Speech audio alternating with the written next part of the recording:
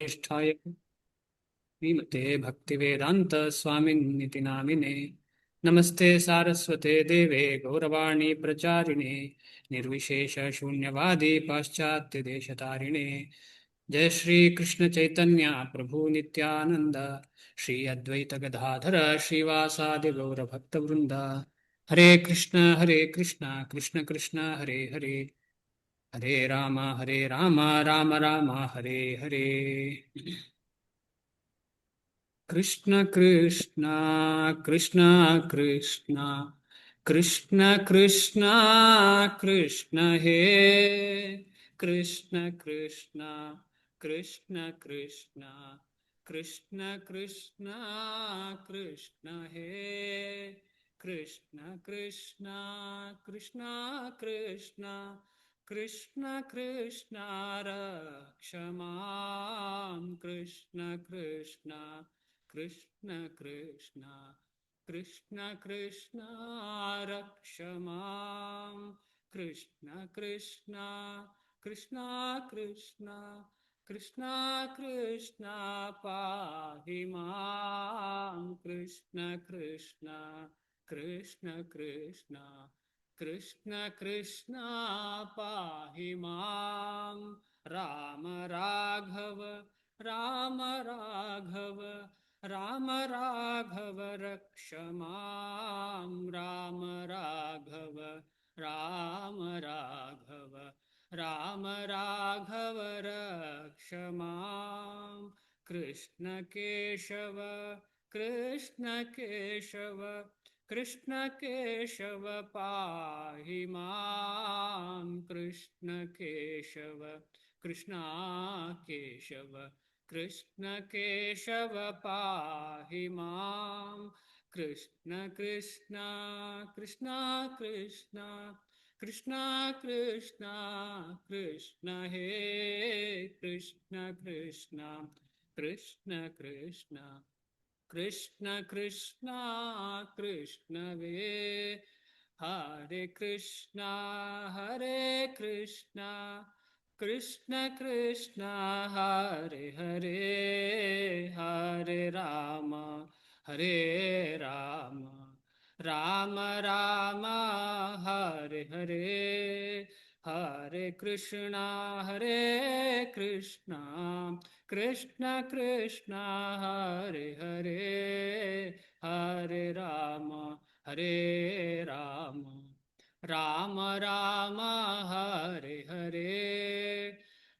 हरे कृष्णा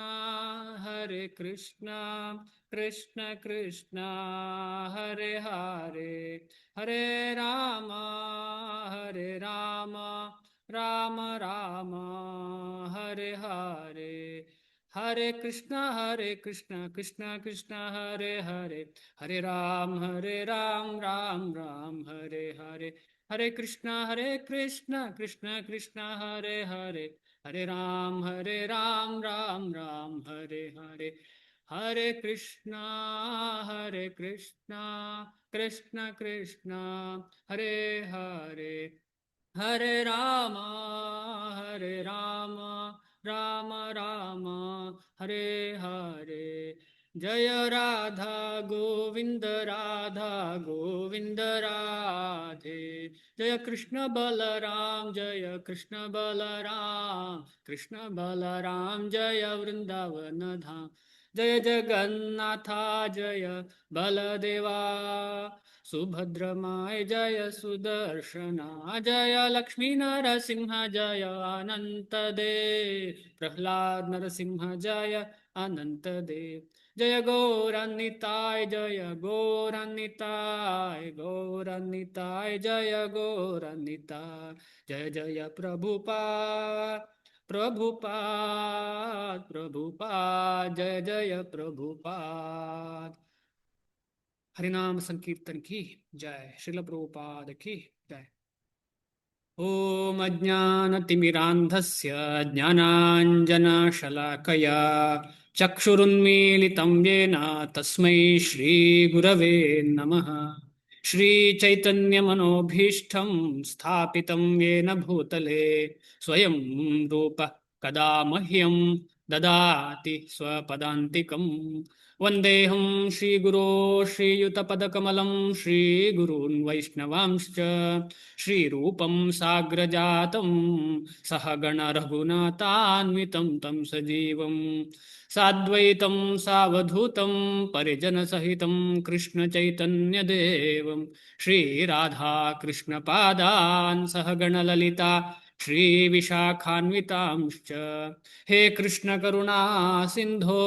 दीनबंधो जगत्पते गोपेश गोपिका कांत राधा कांत नमोस्तुते तप्त कांचन गौरांगी राधे वृंदावनेश्वरी वृषभानुसुते देवी प्रणमामि हरिप्रिये वाञ्छाकल्पतरुभ्यश्च कृपा सिन्धुभ्य एव च पतितानां पावनेभ्यो वैष्णवेभ्यो नमो नमः जय श्री कृष्ण चैतन्य प्रभु नित्यानंद श्री अद्वैत गदाधर श्रीवासादि गौर भक्त वृंद हरे कृष्ण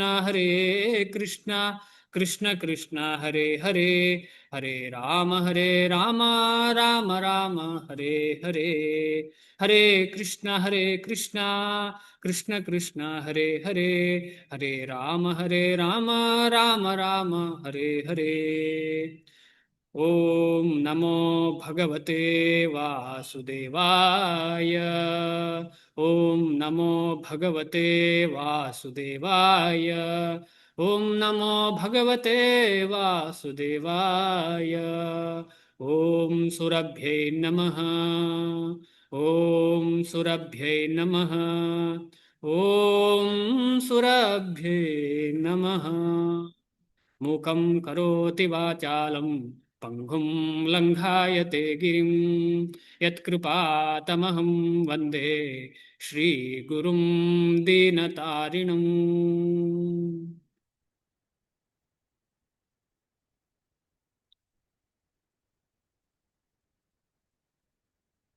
ಎಲ್ರಿಗೂ ನಮಸ್ಕಾರ. ಹರೇ ಕೃಷ್ಣ. ಇವತ್ತು ಸೇರಿದ ಎಲ್ರಿಗೂ ಎಲ್ಲರ ಪಾದ ಅರವಿಂದಕ್ಕೂ ನನ್ನ ನಮಸ್ಕಾರಗಳು. ಹರಿಗುರು ವೈಷ್ಣವರ ಆಶೀರ್ವಾದದಿಂದ ಇವತ್ತು ಕೂಡ ನಾವು ಸೇರಿದ್ದೇವೆ. ಶುರು ಮಾಡೋಣ ಕ್ಲಾಸ್. ಯಾರಾದ್ರೂ ಹೊಸಬ್ರು ಇರ್ಬೋದು, ಯಾಕೆಂದ್ರೆ ಗ್ರೂಪಲ್ಲಿ ಕೆಲವರು ಸೇರ್ತಾ ಇದ್ದಾರೆ. ಆದ ಕಾರಣ ನಿನ್ನೆ ಮಾಡಿದ ಕ್ಲಾಸಲ್ಲಿ ಏನ್ ಮಾಡಿದೀವಿ ಅಂತ ಹೇಳಿ ಸ್ವಲ್ಪ ತಿಳ್ಕೊಂಡು ಮುಂದೆ ಹೋಗೋಣ. ನಿನ್ನೆ ಮಾಡಿದ ಕ್ಲಾಸಲ್ಲಿ ಅಂದ್ರೆ 3 ರೀತಿಯ ಉದಾಹರಣೆ ಅಲ್ಲ, 3 ರೀತಿಯ ಕಾರಣಗಳನ್ನ ಅರ್ಜುನ ಕೊಟ್ಟಿದ್ದಾನೆ ಈಗಾಗಲೇ. ಅದನ್ನು ನಾವು ನಿನ್ನೆ ಮುಂಚಿನ 2-3 ಕ್ಲಾಸ್ಗಳಲ್ಲಿ ಮಾತಾಡಿದ್ದೇವೆ. ಮೊದಲನೆಯ ಕಾರಣ, ನನಗೆ ಯುದ್ಧ ಮಾಡೋದು ಬೇಡ ಅಂತ ಹೇಳಿ ದಯೆ ಅಂತ ಹೇಳಿದ್ರೆ ಎಲ್ಲರಲ್ಲೂ ಕರುಣೆಯಿಂದಾಗಿ ನನಗೆ ಯುದ್ಧ ಬೇಡ, ಎಲ್ಲರನ್ನೂ ಕೊಲ್ಲಕ್ಕೆ ನನಗೆ ಇಷ್ಟ ಇಲ್ಲ, ಯಾಕಂದ್ರೆ ಅವ್ರು ಸಾಯ್ತಾರೆ, ನನಗೆ ಇಷ್ಟ ಇಲ್ಲ ಅದು ಅಂತ ಹೇಳ್ತಾನೆ ಅರ್ಜುನ. ಸಾಮಾನ್ಯ ವ್ಯಕ್ತಿಯ ಮನಸ್ಸು ಈ ತರ ಇರುತ್ತೆ. ಸಾಮಾನ್ಯ ಒಳ್ಳೆ ಹೃದಯದ ವ್ಯಕ್ತಿಯ, ಒಳ್ಳೆ ಹೃದಯ ಅಂದ್ರೆ ಒಳ್ಳೆ ಭಾವನೆ ಇರುವಂತಹ ವ್ಯಕ್ತಿಯಲ್ಲಿ ಯಾವತ್ತೂ ಈ ತರದ್ದು ಇರುತ್ತದೆ, ದಯೆ. ಸೊ ಎಲ್ಲರ ತರ ದಯೆ ತೋರಿಸ್ಬೇಕು, ಅನುಕಂಪ ತೋರಿಸ್ಬೇಕು.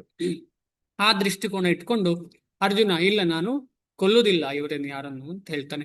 ಎರಡನೇ ಕಾರಣ ಏನ್ ಕೊಡ್ತಾನೆ ಅಂತ ಹೇಳಿದ್ರೆ, ಇವ್ರನ್ನೆಲ್ಲ ಕೊಂದಾದ್ಮೇಲೆ ನನಗೆ ಫುಲ್ ಇಡೀ ಭೂಮಿ ಸಿಗ್ತದೆ, ಆದ್ರೆ ಯಾರೊಟ್ಟಿಗೆ ನಾನು ಸಂತೋಷ ಪಡ್ಲಿ?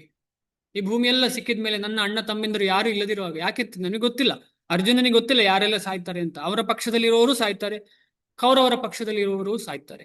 ಆದ ಕಾರಣ ಯಾರು ಉಳ್ಕೊಳ್ತಾರೆ ಅಂತ ಗೊತ್ತಿಲ್ಲ. ಆದ ಕಾರಣ ಎಲ್ಲರೂ ಸತ್ತ ಮೇಲೆ ಯಾರೊಟ್ಟಿಗೆ ನಾನು ಸಂತೋಷ ಪಡ್ಲಿ ಅಂತ ಹೇಳಿ ಎರಡನೇ ಕಾರಣ ಮುಂದಿಡ್ತಾನೆ, ನನಗೆ ಯುದ್ಧ ಬೇಡ ಅಂತ ಹೇಳ್ತಾ.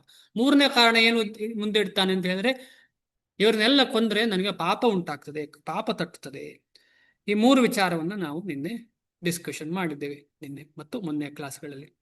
ಇವ್ರನ್ನೆಲ್ಲ ಕೊಂದ್ರೆ ಏನ್ ಸಿಗ್ತದೆ? ನನಗೆ ಪಾಪವೇ ಸಿಗ್ತದೆ.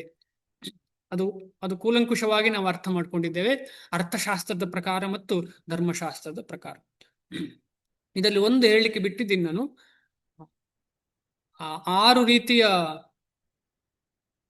ರೀತಿಯ ವಿಚಾರಗಳಲ್ಲೇ ಬಂದಿದೆಯಲ್ಲ, ಆತತಾಯಿನ ಅಂತ ಹೇಳಿ. ಆತತಾಯಿನ ಅಂತ ಹೇಳುವುದನ್ನ ನಾವು ಅಷ್ಟು ಡಿಸ್ಕಷನ್ ಮಾಡಲಿಲ್ಲ ನಿನ್ನೆ. ಅದನ್ನೊಂದ್ಸಲ ನೋಡಿ ಮುಂದೆ ಹೋಗೋಣ. ವೇದಗಳ ಪ್ರಕಾರ ದುರಾಕ್ರಮಣ ಮಾಡುವವರು 6 ಬಗೆಯ ಜನ. ವಿಷ ಹಾಕುವವನು, ಮನೆಗೆ ಬೆಂಕಿ ಹಚ್ಚುವವನು, ಮಾರಕ ಆಯುಧಗಳಿಂದ ಹಲ್ಲೆ ಮಾಡುವವನು, ಸಂಪತ್ತನ್ನು ಲೂಟಿ ಮಾಡುವವನು, ಮತ್ತೊಬ್ಬರ ನೆಲವನ್ನು ವಶ ಮಾಡಿಕೊಳ್ಳುವವನು ಮತ್ತು ಮತ್ತೊಬ್ಬರ ಹೆಂಡತಿಯನ್ನು ಅಪಹರಿಸುವವನು. ಇದೆಲ್ಲವನ್ನು ಕೌರವರು ಮಾಡಿದ್ದಾರೆ. ಕುಂತಿ ಮಹಾರಾಣಿ ಹೇಳ್ತಾರೆ, ಕುಂತಿ ಮಹಾರಾಣಿ ಮಹಾನ್ ಭಕ್ತೆ, ಭಗವಂತನ ಭಕ್ತೆ ಕುಂತಿ ಮಹಾರಾಣಿ, ಸಂಬಂಧಿ ಕೂಡ. ಕುಂತಿ ಮಹಾರಾಣಿ ಅತ್ತೆ ಕೃಷ್ಣನದ್ದು. ಕುಂತಿ ಮಹಾರಾಣಿ ಹೇಳ್ತಾರೆ, ಇಂತೆಲ್ಲ ಸ್ಥಿತಿಗತಿಗಳಲ್ಲಿ ವಿಷಾನ್ ಮಹಾಗ್ನೇ ಅಂತ ಹೇಳಿ ವಿಷ ಹಾಕಿದ್ದಾರೆ, ಬೆಂಕಿ ಹಾಕಿದ್ದಾರೆ. ಇದು ಅದೇ ಶ್ಲೋಕದಿಂದ ಬಂದಿರುವಂಥದ್ದು. ಅದಲ್ಲದೆ ಶಾಸ್ತ್ರದಲ್ಲೂ ಇದೆ ಇದೇ ಶ್ಲೋಕ. ಅಂದ್ರೆ ಇಂತಹ ಮಹಾನ್ ಭಕ್ತರು ಶಾಸ್ತ್ರವನ್ನು ಹಾಗೇ ನೋಡ್ಕೊಂಡು ಅದರಲ್ಲಿ ಹೇಗೆ ಬರೆದಿದೆ ಅದನ್ನೇ ಹೇಳ್ತಾರೆ ಅಂತ ಅರ್ಥ. ಕುಂತಿ ಮಹಾರಾಣಿ ಒಬ್ರು ಮಹಿಳೆ, ಶಾಸ್ತ್ರವನ್ನು ಅಧ್ಯಯನ ಮಾಡಿದಂತ ಮಹಿಳೆ, ಮಹಾನ್ ಭಕ್ತೆ. ಆ ಭಕ್ತೆ ಆದಂತೆ ಕುಂತಿ ಮಹಾರಾಣಿ ಹೇಳಿದಂತ ಶ್ಲೋಕಕ್ಕೆ ಶಾಸ್ತ್ರದ ರೆಫರೆನ್ಸ್ ಇದೆ. ಅಂದ್ರೆ ವೈಷ್ಣವರು ಸುಮ್ಮನೆ ಏನೋ ಹೇಳಬಾರದು ಅಂತ ಅರ್ಥ, ನನ್ನ ಬಾಯಲ್ಲಿ ಏನೋ ಬರಬಾರದು. ಅಂದ್ರೆ ರೆಫರೆನ್ಸ್ ಇರ್ತದೆ. ಅಕಸ್ಮಾತ್ ಅವರು ಅಷ್ಟು ಸಾಧನೆ ಮಾಡಿದವರು ಹೇಳಿದ್ದೆಲ್ಲ ವೇದ ವಾಕ್ಯ ಆಗ್ತದೆ. ಇದನ್ನ ನಾವು ಅರ್ಥ ಮಾಡ್ಕೊಳ್ಬೇಕು. ಅಂದ್ರೆ ಈ ಎಲ್ಲ 6 ವಿಚಾರವನ್ನ ಶಾಸ್ತ್ರದಲ್ಲಿ ವೇದದಲ್ಲಿ ಹೇಳಿದೆ. ಅದಲ್ಲದೆ ಕುಂತಿ ಮಹಾರಾಣಿ ಕೂಡ ಶ್ರೀಮದ್ ಭಾಗವತಮಲ್ಲಿ ಹೇಳಿದ್ದಾರೆ. ಕೃಷ್ಣನನ್ನ ಕೊಂಡಾಡುವಾಗ ಅದರಲ್ಲಿ ಒಂದು, ಕೃಷ್ಣನೇ, ಹೇ ಕೃಷ್ಣ, ಇಷ್ಟೆಲ್ಲ ಸನ್ನಿವೇಶಗಳು ಬರುವಾಗ ಯಾರು ಕಾಪಾಡಿದ್ದು ನಮ್ಮನ್ನು? ನೀನೇ ಕಾಪಾಡಿದ್ದು, ಬೇರೆ ಯಾರು ನಮ್ಮನ್ನು ಕಾಪಾಡಿದ್ದಲ್ಲ ಅಂತ ಹೇಳ್ತಾಳೆ ಕುಂತಿ ಮಹಾರಾಣಿ. ಆದ ಕಾರಣ ನಾವೇನು ಅರ್ಥ ಮಾಡ್ಕೊಳ್ಬೇಕು ಅಂತ ಹೇಳಿದ್ರೆ, ಎಷ್ಟೇ ಆಗಲಿ ನನಗೆ ಶಕ್ತಿ ಇದೆ ಅಂತ ತಿಳುವಕ್ಕಿಂತ ಜಾಸ್ತಿಯಾಗಿ ಕೃಷ್ಣ ಕೊಟ್ಟ ಶಕ್ತಿಯಿಂದ ನಾನು ವಿನ್ ಆಗಬಹುದು ಅಂತ ಹೇಳುವ ಭಾವನೆ ಅರ್ಜುನನಲ್ಲಿ ಇರಬೇಕಾಗಿತ್ತು. ಆದರೆ ಅದು ಇರ್ಲಿಲ್ಲ. ಯಾಕೆ ಇರ್ಲಿಲ್ಲ ಅಂತ ಹೇಳಿದ್ರೆ, ಅದು ಕೃಷ್ಣನದ್ದೇ ಪ್ಲಾನು. ಯಾಕೆಂತ ಹೇಳಿದ್ರೆ, ಅವನನ್ನ ರಥದ ಮುಂದೆ ಎಲ್ಲ ರಥವನ್ನ ತಕೊಂಡು ಹೋಗಿ 2 ಸೈನ್ಯಗಳ ಮುಂದೆ ನಿಲ್ಲಿಸಿದ್ದ ಉದ್ದೇಶವೇ ಅದು.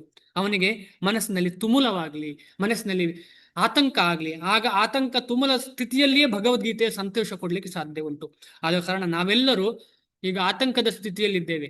ನಮಗೆ ಸರಿಯಾದ ಜ್ಞಾನ ಇಲ್ಲ, ನಮಗೆ ಮನಸ್ಸಿನಲ್ಲಿ ಏನ್ ಮಾಡುವುದು ಅಂತ ಗೊತ್ತಿಲ್ಲ. ಇವತ್ತು ಹೀಗೆ, ನಾಳೆ ಹಾಗೆ, ನಾಳೆ ಏನ್ ನಡೀತದೆ ಅಂತ ಗೊತ್ತಿಲ್ಲ. ಭಯದ ವಾತಾವರಣ ಇರುತ್ತೆ ನಮಗೆ ಮನಸ್ಸಿನಲ್ಲಿ, ಯಾವತ್ತೂ ಭಯ. ಇಂಥ ಸ್ಥಿತಿಯಲ್ಲೇ ನಮಗೆ ಭಗವದ್ಗೀತೆಯ ಅಗತ್ಯ. ಯಾಕಂದ್ರೆ ನಾವು ನಿನ್ನೆ ಮಾತಾಡಿದ್ದೇವೆ, ಡಿಸ್ಕಷನ್ ಮಾಡಿದ್ದೇವೆ. 6 ವೈರಿಗಳು, 6 ವೈರಿಗಳು ನಮ್ಮ ಹೃದಯದಲ್ಲೇ ಇದ್ದಾರೆ. ಹೊರಗೇನು ಹುಡುಕ್ಬೇಕು ಅಂತ ಇಲ್ಲ. ನಮ್ಮ ಹೃದಯದಲ್ಲಿರುವ ಈ 6 ವೈರಿಗಳನ್ನ ಶಬ್ದದ ಮುಖಾಂತರ ಮಾತ್ರ ತೆಗಿಲಿಕ್ಕೆ ಸಾಧ್ಯ. ಆ ಶಬ್ದವೇ ಭಗವಂತನ ನಾಮಸ್ಮರಣೆ. ನಾಮ ಜಪವನ್ನ ಮಾಡುವುದು. ಆ ನಾಮ ಜಪದಿಂದ ಏನಾಗ್ತದೆ ಅಂತಂದ್ರೆ, ಅದಕ್ಕೆ ಅಷ್ಟು ಶಕ್ತಿ ಇದೆ. ಆ ಶಕ್ತಿಯಿಂದ ನಾಮಕಾರಿ ಬಹುದಾ ನಿಜ ಸರ್ವಶಕ್ತಿ ತತ್ರಾರ್ಪಿತ ನಿಯಮಿತ ಸ್ಮರಣೇನ ಕಾಲಹ ಅಂತ ಚೈತನ್ಯ ಮಹಾಪ್ರಭು ಹೇಳ್ತಾರೆ. ಅದನ್ನೆನ್ನೆ ಡಿಸ್ಕಷನ್ ಮಾಡಿದ್ದೇವೆ ನಾವು. ಅದರ ಅರ್ಥ ಹೇಳಿದ್ದೇನೆ, ಶ್ಲೋಕ ಹೇಳದಿದ್ರು ಕೂಡ. ಅಂದ್ರೆ ಅದಕ್ಕೇನು ನಿಯಮಿತ ಸ್ಮರಣೆ ಮಾಡ್ಲಿಕ್ಕೆ ಯಾವುದು ಕಾಲದ ಏನಿಲ್ಲ. ಅಲ್ಲಿ ಮಾಡೋದು, ಇಲ್ಲಿ ಮಾಡೋದು, ಆ ಸಮಯದಲ್ಲಿ ಮಾಡೋದು, ಈ ಸಮಯದಲ್ಲಿ, ಏನು ನಿಯಮ ಅಂತ ಹೇಳಿ ಏನಿಲ್ಲ. ಆದರೆ ಒಂದೇ ನಿಯಮ ಅಂತ ಹೇಳುದು ಮಾಡುವಂಥದ್ದೇ ನಿಯಮ, ನಿತ್ಯ ಮಾಡುವುದೇ ನಿಯಮ. ಅದನ್ನು ಒಂದೇ ನಿಯಮ, ಹರೇ ಕೃಷ್ಣ ಮಹಾಮಂತ್ರ ಅಂದ್ರೆ ತಪ್ಪದೆ ಮಾಡುವಂಥದ್ದೇ ನಿಯಮ. ಅದಕ್ಕೆ ಸನಾತನ ಅಂತ ಹೇಳ್ತಾರೆ. ಸನಾತನ ಅಂದ್ರೆ ಮಧ್ಯದಲ್ಲಿ ಇಲ್ಲಿ ಬಿರುಕು ಇಲ್ಲ, ಬ್ರೇಕ್ ಇಲ್ಲ, ಮಧ್ಯದಲ್ಲಿ ಕಂಟಿನ್ಯೂಸ್ ಮಾಡ್ತಾ ಇರಬೇಕು. ಅದೇ ಉದ್ದೇಶ ಹರೇ ಕೃಷ್ಣ ಮಹಾಮಂತ್ರದ ಜಪ. ಇನ್ನು ಮುಂದೆ ಹೋಗೋಣ. ನೆಕ್ಸ್ಟ್ ಅರ್ಜುನ ಇನ್ನೂ ಕಾರಣ ಕೊಡ್ತಾರೆ. ಅರ್ಜುನ ಏನು ಕಾರಣ ಕೊಡ್ತಾರೆ ಅಂತ ನೋಡೋಣ. 4ನೇ ಕಾರಣ, ಎಲ್ಲ ಧರ್ಮ ಕುಲ ನಾಶ ಆಗ್ತದೆ ಇವರನ್ನೆಲ್ಲ ಕೊಂದ್ರೆ ಅಂತ ಹೇಳ್ತಾನೆ. ಕುಲನಾಶ 4ನೇ ಕಾರಣ. 1ನೇ ಕಾರಣ ದಯೆ. 2ನೇ ಕಾರಣ, ಇವರನ್ನೆಲ್ಲ ಕೊಂದ ಮೇಲೆ ನಾನು ಎಂತ ಸುಖ ಪಡುವುದು, ಯಾರೊಟ್ಟಿಗೆ ಸುಖ ಪಡುವುದು. 3ನೇ ಕಾರಣ, ಇವರನ್ನೆಲ್ಲ ಕೊಂದ್ರೆ ಪಾಪ ಸಿಗ್ತದೆ ನಂಗೆ ಅಂತ ಹೇಳಿ. 4ನೇ ಕಾರಣ, ಪಾಪದ ಒಂದು ಎಕ್ಸ್ಪಾನ್ಷನ್ ಅಂತ ಹೇಳ್ಬೋದು. ಇವರನ್ನೆಲ್ಲ ಕೊಂದ್ರೆ ಕುಲ ಧರ್ಮ ನಷ್ಟ ಆಗ್ತದೆ. ಕುಲ ನಷ್ಟ ಆದ ಮೇಲೆ ಏನಾಗ್ತದೆ, ಸರಿಯಾಗಿ ಮುಂದೆ ಹೋಗುದಿಲ್ಲ. ಅಂದ್ರೆ ಸರಿಯಾದ ಜೀವನ ಮುಂದೆ ಹೋಗುದಿಲ್ಲ ಯಾರದ್ದು ಕೂಡ ಅಂತ ಹೇಳಿ ಮಾತು. ಮುಂದೆ ಹೋಗ್ತೀನಿ. ಯದ್ಯಪ್ಯೇತೇನ ಪಶ್ಯಂತಿ ಲೋಭೋಪಹತ ಚೇತಸಃ ಕುಲಕ್ಷಯ ಕೃತಂ ದೋಷಂ ಮಿತ್ರದ್ರೋಹೇ ಚ ಪಾತಕಂ ಕಥಂ ನ ಜ್ಞೇಯಮಸ್ಮಾಭಿಃ ಪಾಪಾದಸ್ಮಾನ್ ನಿವರ್ತಿತುಂ ಕುಲಕ್ಷಯ ಕೃತಂ ದೋಷಂ ಪ್ರಪಶ್ಯದ್ಭಿರ್ಜನಾರ್ದನ. ಯದ್ಯಪ್ಯೇತೇನ ಪಶ್ಯಂತಿ ಲೋಭೋಪಹತ ಚೇತಸಃ ಕುಲಕ್ಷಯ ಕೃತಂ ದೋಷಂ ಮಿತ್ರದ್ರೋಹೇ ಚ ಪಾತಕಂ ಕಥಂ ನ ಜ್ಞೇಯಮಸ್ಮಾಭಿಃ ಪಾಪಾದಸ್ಮಾನ್ ನಿವರ್ತಿತುಂ ಕುಲಕ್ಷಯ ಕೃತಂ ದೋಷಂ ಪ್ರಪಶ್ಯದ್ಭಿರ್ಜನಾರ್ದನ. ಅನುವಾದ ಮತ್ತು ಭಾವಾರ್ಥ ಶ್ರೀಲ ಪ್ರಭುಪಾದರಿಂದ. ಜಗದ್ಗುರು ಶ್ರೀಲ ಪ್ರಭುಪಾದರಿಗೆ ಜಯವಾಗಲಿ. ಹೇ ಜನಾರ್ದನ, ಈ ಜನರ ಹೃದಯಗಳು ಸಂಪೂರ್ಣವಾಗಿ ದುರಾಶೆಗೆ ವಶವಾಗಿದೆ. ಯಾವ ಜನರದ್ದು? ಕೌರವರದ್ದು. ನಮ್ಮ ಕುಟುಂಬದವರನ್ನು ಕೊಲ್ಲುವುದರಲ್ಲಾಗಲಿ ಮಿತ್ರ ದ್ರೋಹದಲ್ಲಾಗಲಿ ಇವರಿಗೆ ದೋಷವೇನೂ ಕಾಣುವುದಿಲ್ಲ. ಆದರೆ ಕುಲಕ್ಷಯವನ್ನು ಮಾಡುವುದು ಪಾಪವೆಂದು ತಿಳಿದ ನಾವು ಈ ಪಾಪಕರಿಯ ಕಾರ್ಯವನ್ನೇಕೆ ಮಾಡಬೇಕು? ಎಂಥ ಉಚಿತವಾದ ಪ್ರಶ್ನೆ. ಅಂತ ಒಪೋಸಿಟ್ ಕೌರವರಿಗೆ ಇದೆಲ್ಲ ಏನು ಇಲ್ಲ. ನಮಗೆ ಗೊತ್ತುಂಟು ಇವರನ್ನೆಲ್ಲ ಕೊಂದ್ರೆ ಕುಲಕ್ಷಯ ಆಗ್ತದೆ, ಆಗ ನಾವ್ಯಾಕೆ ಇಂಥ ಪಾಪವನ್ನು ಮಾಡಬೇಕು ಅಂತ ಕೇಳ್ತಾನೆ ಅರ್ಜುನ. ಭಾವಾರ್ಥ: ಎದುರಾಳಿಯು ಯುದ್ಧಕ್ಕಾಗಲಿ ಜೂಜಿಗಾಗಲಿ ಆಹ್ವಾನಿಸಿದಾಗ ಕ್ಷತ್ರಿಯನಾದವನು ತಿರಸ್ಕರಿಸಲಾಗದು. ಇದು ಕ್ಷತ್ರಿಯ ಧರ್ಮ. ವರ್ಣಾಶ್ರಮ ಧರ್ಮದ ಪ್ರಕಾರ ಕ್ಷತ್ರಿಯನು ತಿರಸ್ಕರಿಸಬಾರದು. ಅದೇ ರೀತಿ ಬ್ರಾಹ್ಮಣ ಯಾರಿಗಾದ್ರೂ ಪಾಠ ಕಲಿಸ್ಬೇಕು ಅಂತ ಹೇಳಿದ್ರೆ ಅವನು ಯಾರೇ ಆಗಲಿ ಕಲಿಸ್ಬೇಕು, ಅವನು ತಿರಸ್ಕರಿಸಬಾರದು. ಆಮೇಲೆ ವೈಶ್ಯನ ವೃತ್ತಿಯನ್ನು ಕರೆಕ್ಟ್ ಆಗಿ ಮಾಡಬೇಕು. ಅದೇ ರೀತಿ ಶೂದ್ರ ಕೂಡ. ಈ ಒಂದು ಸಿಸ್ಟಮ್ ಇದೆ. ಆ ಸಿಸ್ಟಮ್ ಭಗವಂತನಿಂದಲೇ ಕ್ರಿಯೇಟ್ ಆಗಿದ್ದು. ಸೊ ತಿರಸ್ಕರಿಸಬಾರದು. ಇಂತಹ ಕರ್ತವ್ಯಕ್ಕೆ ಬದ್ಧನಾದ ಅರ್ಜುನನು ಯುದ್ಧ ಮಾಡಲು ನಿರಾಕರಿಸುವಂತಿರಲಿಲ್ಲ. ದುರ್ಯೋಧನನ ಪಕ್ಷವು ಅವನಿಗೆ ಸವಾಲು ಎಸೆದಿತ್ತು. ಈ ಸನ್ನಿವೇಶದಲ್ಲಿ ಎದುರು ಪಕ್ಷವು ಇಂತಹ ಸವಾಲಿನ ಪರಿಣಾಮಕ್ಕೆ ಕುರುಡಾಗಿರಬಹುದು ಎನ್ನುವುದನ್ನು ಅರ್ಜುನನು ಪರಿಗಣಿಸಿದ. ಈ ಸನ್ನಿವೇಶದಲ್ಲಿ ಎದುರು ಪಕ್ಷವು ಇಂತಹ ಸವಾಲಿನ ಪರಿಣಾಮಕ್ಕೆ ಕುರುಡಾಗಿರಬಹುದು ಎನ್ನುವುದನ್ನು ಅರ್ಜುನನು ಪರಿಗಣಿಸಿದ. ಇದು ತುಂಬಾ ಇಂಪಾರ್ಟೆಂಟ್ ನೋಡಿ. ಒಂದು ಯುದ್ಧ ಮಾಡಬೇಕು ಅಂತ ಹೇಳಿದ್ರೆ ಅದರ ದುಷ್ಪರಿಣಾಮ ನಮಗೆ ಗೊತ್ತಿರಬೇಕು. ಈಗ ನಾವೇ ಇಮ್ಯಾಜಿನ್ ಮಾಡಿ, ಯಾವುದೋ ಒಂದು ರಾಷ್ಟ್ರ ನಮ್ಮ ಮೇಲೆ ಏನ್ ಹೇಳುದು ಪರಮಾಣು ಬಾಂಬ್ ಹಾಕ್ತದೆ ಅಂತ ಇಟ್ಟುಕೊಳ್ಳೋಣ. ಆದ್ರಿಂದ ಎಷ್ಟು ದುಷ್ಪರಿಣಾಮ ಆಗ್ತದೆ. ಈಗ ಸಹ ನಮಗೆ ಗೊತ್ತಲ್ಲ ಜಪಾನ್ನಲ್ಲಿ ಆದಂತಹ ದುಷ್ಪರಿಣಾಮ ಏನಿಲ್ಲ ಅಂತ. ನಮಗೆ ಕಂಡದ್ದು ಅಂದ್ರೆ ನಾವೇ ಓದಿದ್ದು ಇದೆಲ್ಲ ತುಂಬಾ ವರ್ಷಗಳ ಹಿಂದೆ ಆದ್ದೇನಲ್ಲ, 5,000 ವರ್ಷಗಳ ಏನೇ ಆಗಿಲ್ಲ. ಆದ್ರೂ ನಮಗೆ ಗೊತ್ತು ಈ ರೀತಿಯಲ್ಲಿ ಚಿಕ್ಕ ಚಿಕ್ಕ ಪುಟ್ಟ ಯುದ್ಧಗಳು ಆಗ್ತಾನೆ ಇವೆ. ಎಷ್ಟೆಲ್ಲ ದುಷ್ಪರಿಣಾಮ ಆಗ್ತದೆ ಅಂತ ಹೇಳಿ ಕಾಣ್ತಾ ಉಂಟಲ್ಲ ನಮಗೆ. ಆದ ಕಾರಣ ಅಂತಹ ದುಷ್ಪರಿಣಾಮವನ್ನೇ ಲೆಕ್ಕಿಸದಂತಹ ವ್ಯಕ್ತಿಗಳು ಆಚೆ ಪಾರ್ಟಿಯಲ್ಲಿದ್ದಾರೆ, ಕೌರವರ ಪಾರ್ಟಿಯಲ್ಲಿದ್ದಾರೆ. ಎಷ್ಟು ಹೃದಯದಲ್ಲಿ ಕಲ್ಮಶ ಇದೆ ಅವರ ಹತ್ರ ಅಂತ ಕಾಣ್ತಾ ಇದೆ. ಆ ಕಲ್ಮಶವನ್ನ ಕಂಡು ಅದನ್ನು ಅರ್ಜುನ ತೋರಿಸ್ತಾ ಇದ್ದಾನೆ, ಕೃಷ್ಣನಿಗೆ ಎದುರಿಗೆ ತೋರಿಸ್ತಾನೆ. ಇಂತಹ ಕಲ್ಮಶವುಳ್ಳವರ ಕೊಚ್ಚೆಗೆ ಯಾಕೆ ನಾವು ಕಲ್ಲು ಹಾಕಬೇಕು? ಆ ಕೊಚ್ಚಿಗೆ ಕಲ್ಲು ಹಾಕಿದ್ರೆ ಆ ಕೊಚ್ಚೆ ನಮ್ಮೇಲೆ, ಆ ಕೆಸರು ನಮ್ಮೇಲೆ ರಟ್ಟುತ್ತದಲ್ವಾ ಅಂತ ಹೇಳಿ ಭಾವನೆಯಿಂದ ಹೇಳ್ತಾ ಇದ್ದಾನೆ ಅರ್ಜುನ. ಅವನು ಇದರ ದುಷ್ಪರಿಣಾಮಗಳನ್ನು ಕಾಣಬಲ್ಲವನಾಗಿದ್ದ. ಆದುದರಿಂದ ಅವನ ಸವಾಲನ್ನು ಒಪ್ಪಿಕೊಳ್ಳುವುದು ಸಾಧ್ಯವಿರಲಿಲ್ಲ. ಪರಿಣಾಮ ಒಳ್ಳೆಯದಾಗಿದ್ದಾಗ ಮಾತ್ರ ಕರ್ತವ್ಯವು ವ್ಯಕ್ತಿಯನ್ನು ಬಂಧಿಸುತ್ತದೆ. ಪರಿಣಾಮ ಬೇರೆ ರೀತಿಯಾಗಿದ್ದರೆ ಅದು ಯಾರನ್ನೂ ಕಟ್ಟಿಗೆ ಒಳಪಡಿಸುವಂತಿಲ್ಲ. ಯುದ್ಧ ಮಾಡುವುದರ ಪರವಾಗಿ ಮತ್ತು ವಿರುದ್ಧವಾಗಿ ಈ ಎಲ್ಲ ಅಂಶಗಳನ್ನು ಪರಿಶೀಲಿಸಿ ಅರ್ಜುನನು ಯುದ್ಧ ಮಾಡುವುದಿಲ್ಲ ಎಂದು ನಿರ್ಧರಿಸಿದ. ನೋಡಿ, ಇನ್ನೊಂದ್ಸಲ ಓದ್ತೇನೆ. ಪರಿಣಾಮ ಬೇರೆಯ ರೀತಿಯದಾಗಿದ್ದರೆ ಅದು ಯಾರನ್ನೂ ಕಟ್ಟಿಗೆ ಅಂದ್ರೆ ಬಂಧನಕ್ಕೆ ಒಳಪಡಿಸುವಂತಿಲ್ಲ. ಯುದ್ಧ ಮಾಡುವುದರ ಪರವಾಗಿ ಮತ್ತು ವಿರುದ್ಧವಾಗಿ ಎಲ್ಲ ಅಂಶಗಳನ್ನು ಪರಿಶೀಲಿಸಿ ಅರ್ಜುನ ತಾನು ಯುದ್ಧ ಮಾಡುವುದಿಲ್ಲ ಎಂದು ನಿರ್ಧರಿಸಿದ. ಯಾಕೆ ಹೀಗೆ ನಿರ್ಧರಿಸಿದ? ಯಾಕೆಂದ್ರೆ ಹೇಳಿದ್ರೆ ಒಪೋಸಿಟ್ ಪಾರ್ಟಿಯವರು ತುಂಬಾ ಡಿಸೈಡ್ ಮಾಡಿ ಆಗಿದೆ, ಹೇಗಾದ್ರೂ ಮಾಡಿ ನಾನು ಇನ್ನೊಂದು ಪಾಂಡವರನ್ನ ವಿಜಯ ಮಾಡ್ತೇನೆ ಅಂತ ಹೇಳಿ ಡಿಸೈಡ್ ಮಾಡಿ ಆಗಿದೆ. ಅವರು ಹುಕ್ ಆರ್ ಕ್ರುಕ್ ಅಂತ ಹೇಳ್ತಾರೆ. ಹೇಗಾದ್ರೂ ಅವರು ನಿಜವಾಗಿ ನೇರ ರಸ್ತೆಯಲ್ಲಿ ಹೋಗುವಂತ ವ್ಯಕ್ತಿಗಳಲ್ಲ, ಟೆರರಿಸ್ಟ್ ತರ. ಆ ಟೆರರಿಸ್ಟ್ ತರ ಹೋಗುತ್ತಾರೆ. ಆದ ಕಾರಣ ಅಂತವರೊಟ್ಟಿಗೆ ಏನಕ್ಕೆ ಯುದ್ಧ ಮಾಡುದು? ಹೇಗಿದ್ರು ಅವರಿಗೊಂದು ಯುದ್ಧ ನೀತಿ ಅಂತಲೇ ಇಲ್ವೇ ಸರಿಯಾದಿ. ಯುದ್ಧ ನೀತಿ ಅಂತ ಇಲ್ಲ, ಅಷ್ಟೇನು ಇದ್ರೂ ಕೂಡ ಅಷ್ಟೇನು ಇಲ್ಲ ಅಂತ ಹೇಳ್ತಿದ್ದಾನೆ. ಈ ರೀತಿಯಲ್ಲಿ ಯುದ್ಧ ಇದ್ರೂ ಕೂಡ ಯುದ್ಧ ನೀತಿ ಅಂತ ಹೇಳಿದ್ರೆ ಈ ಒಂದು ಸರ್ಕಾಸ್ಟಿಸಮ್ ಮಾಡ್ತಿದ್ದಾನೆ ದುರ್ಯೋಧನ. ಏನ್ ಮಾಡ್ತಿದ್ದಾನೆ? ದುರ್ಯೋಧನ ನ್ಯಾಚುರಲ್ ಆಗಿ ಎಂಕರೇಜ್ ಮಾಡ್ತಿಲ್ಲ, ಕ್ರೂಕಡ್ ಆಗಿ ಎಂಕರೇಜ್ ಮಾಡ್ತೇನೆ. ಕ್ರೂಕಡ್ ಅಂತ ಹೇಳಿದ್ರೆ ಒಳ್ಳೆ ರೀತಿಯಲ್ಲೆಲ್ಲ, ಇನ್ನೊಬ್ಬರನ್ನ ಹುರುಪು ತರಿಸುದು ಒಳ್ಳೆ ರೀತಿಯಲ್ಲೆಲ್ಲ, ಒಂದು ಮನಸ್ಸಿಗೆ ಹೃದಯಕ್ಕೆ ನೋವುಂಟು ರೀತಿಯಲ್ಲಿ ಮಾಡುವಂತಹ ರೀತಿಯಲ್ಲಿ ಮಾಡ್ತಾ ದುರ್ಯೋಧನ ತನ್ನ ಆಚಾರ್ಯರನ್ನೆಲ್ಲ ಮಾತಾಡಿ ಯುದ್ಧಕ್ಕೆ ಸನ್ನಿದ್ಧರಾಗುವ ಹಾಗೆ ಮಾಡ್ತಾನೆ. ಅಂದ್ರೆ ಒಳ್ಳೆ ರೀತಿಯ ಭಾವನೆಗಳಲ್ಲಿಲ್ಲ, ಒಳ್ಳೆ ಹೆಲ್ದಿ ಯುದ್ಧ ಅಲ್ಲ. ಭಾರತ ಮತ್ತು ಪಾಕಿಸ್ತಾನ ಕ್ರಿಕೆಟ್ ಆದಂತ ಒಂದು ಪರಿಸ್ಥಿತಿ.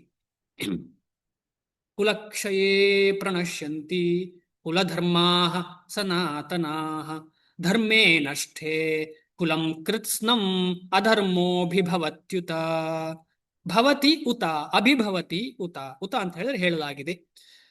ಕುಲ ಕ್ಷಯೇ ಪ್ರಣಶ್ಯಂತಿ ಕುಲಧರ್ಮಾಃ ಸನಾತನಾಃ ಧರ್ಮೇ ನಷ್ಟೇ ಕುಲಂ ಕೃತ್ಸ್ನ ಅಧರ್ಮೋಭಿಭವತ್ಯುತ.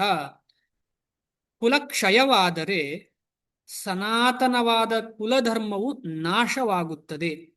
ಇಲ್ಲಿ ನೋಡಿ ಎಷ್ಟು ಅದ್ಭುತವಾಗಿ ಇಲ್ಲಿ ಬರೆದಿದೆ. ಕುಲಧರ್ಮ ಅಂತ ಬರುವುದು ಯಾವಾಗ? ವರ್ಣಾಶ್ರಮ ಧರ್ಮದಲ್ಲಿ. ಅದನ್ನು ಇಲ್ಲಿ ಸನಾತನ ಅಂತ ಕರೆದಿದೆ. ಇಲ್ಲಿ ಸನಾತನ ಎಂಬ ಪದದ ಅರ್ಥ ನಾವು ಮುಂದೆ ತಿಳ್ಕೊಳ್ಳೋಣ.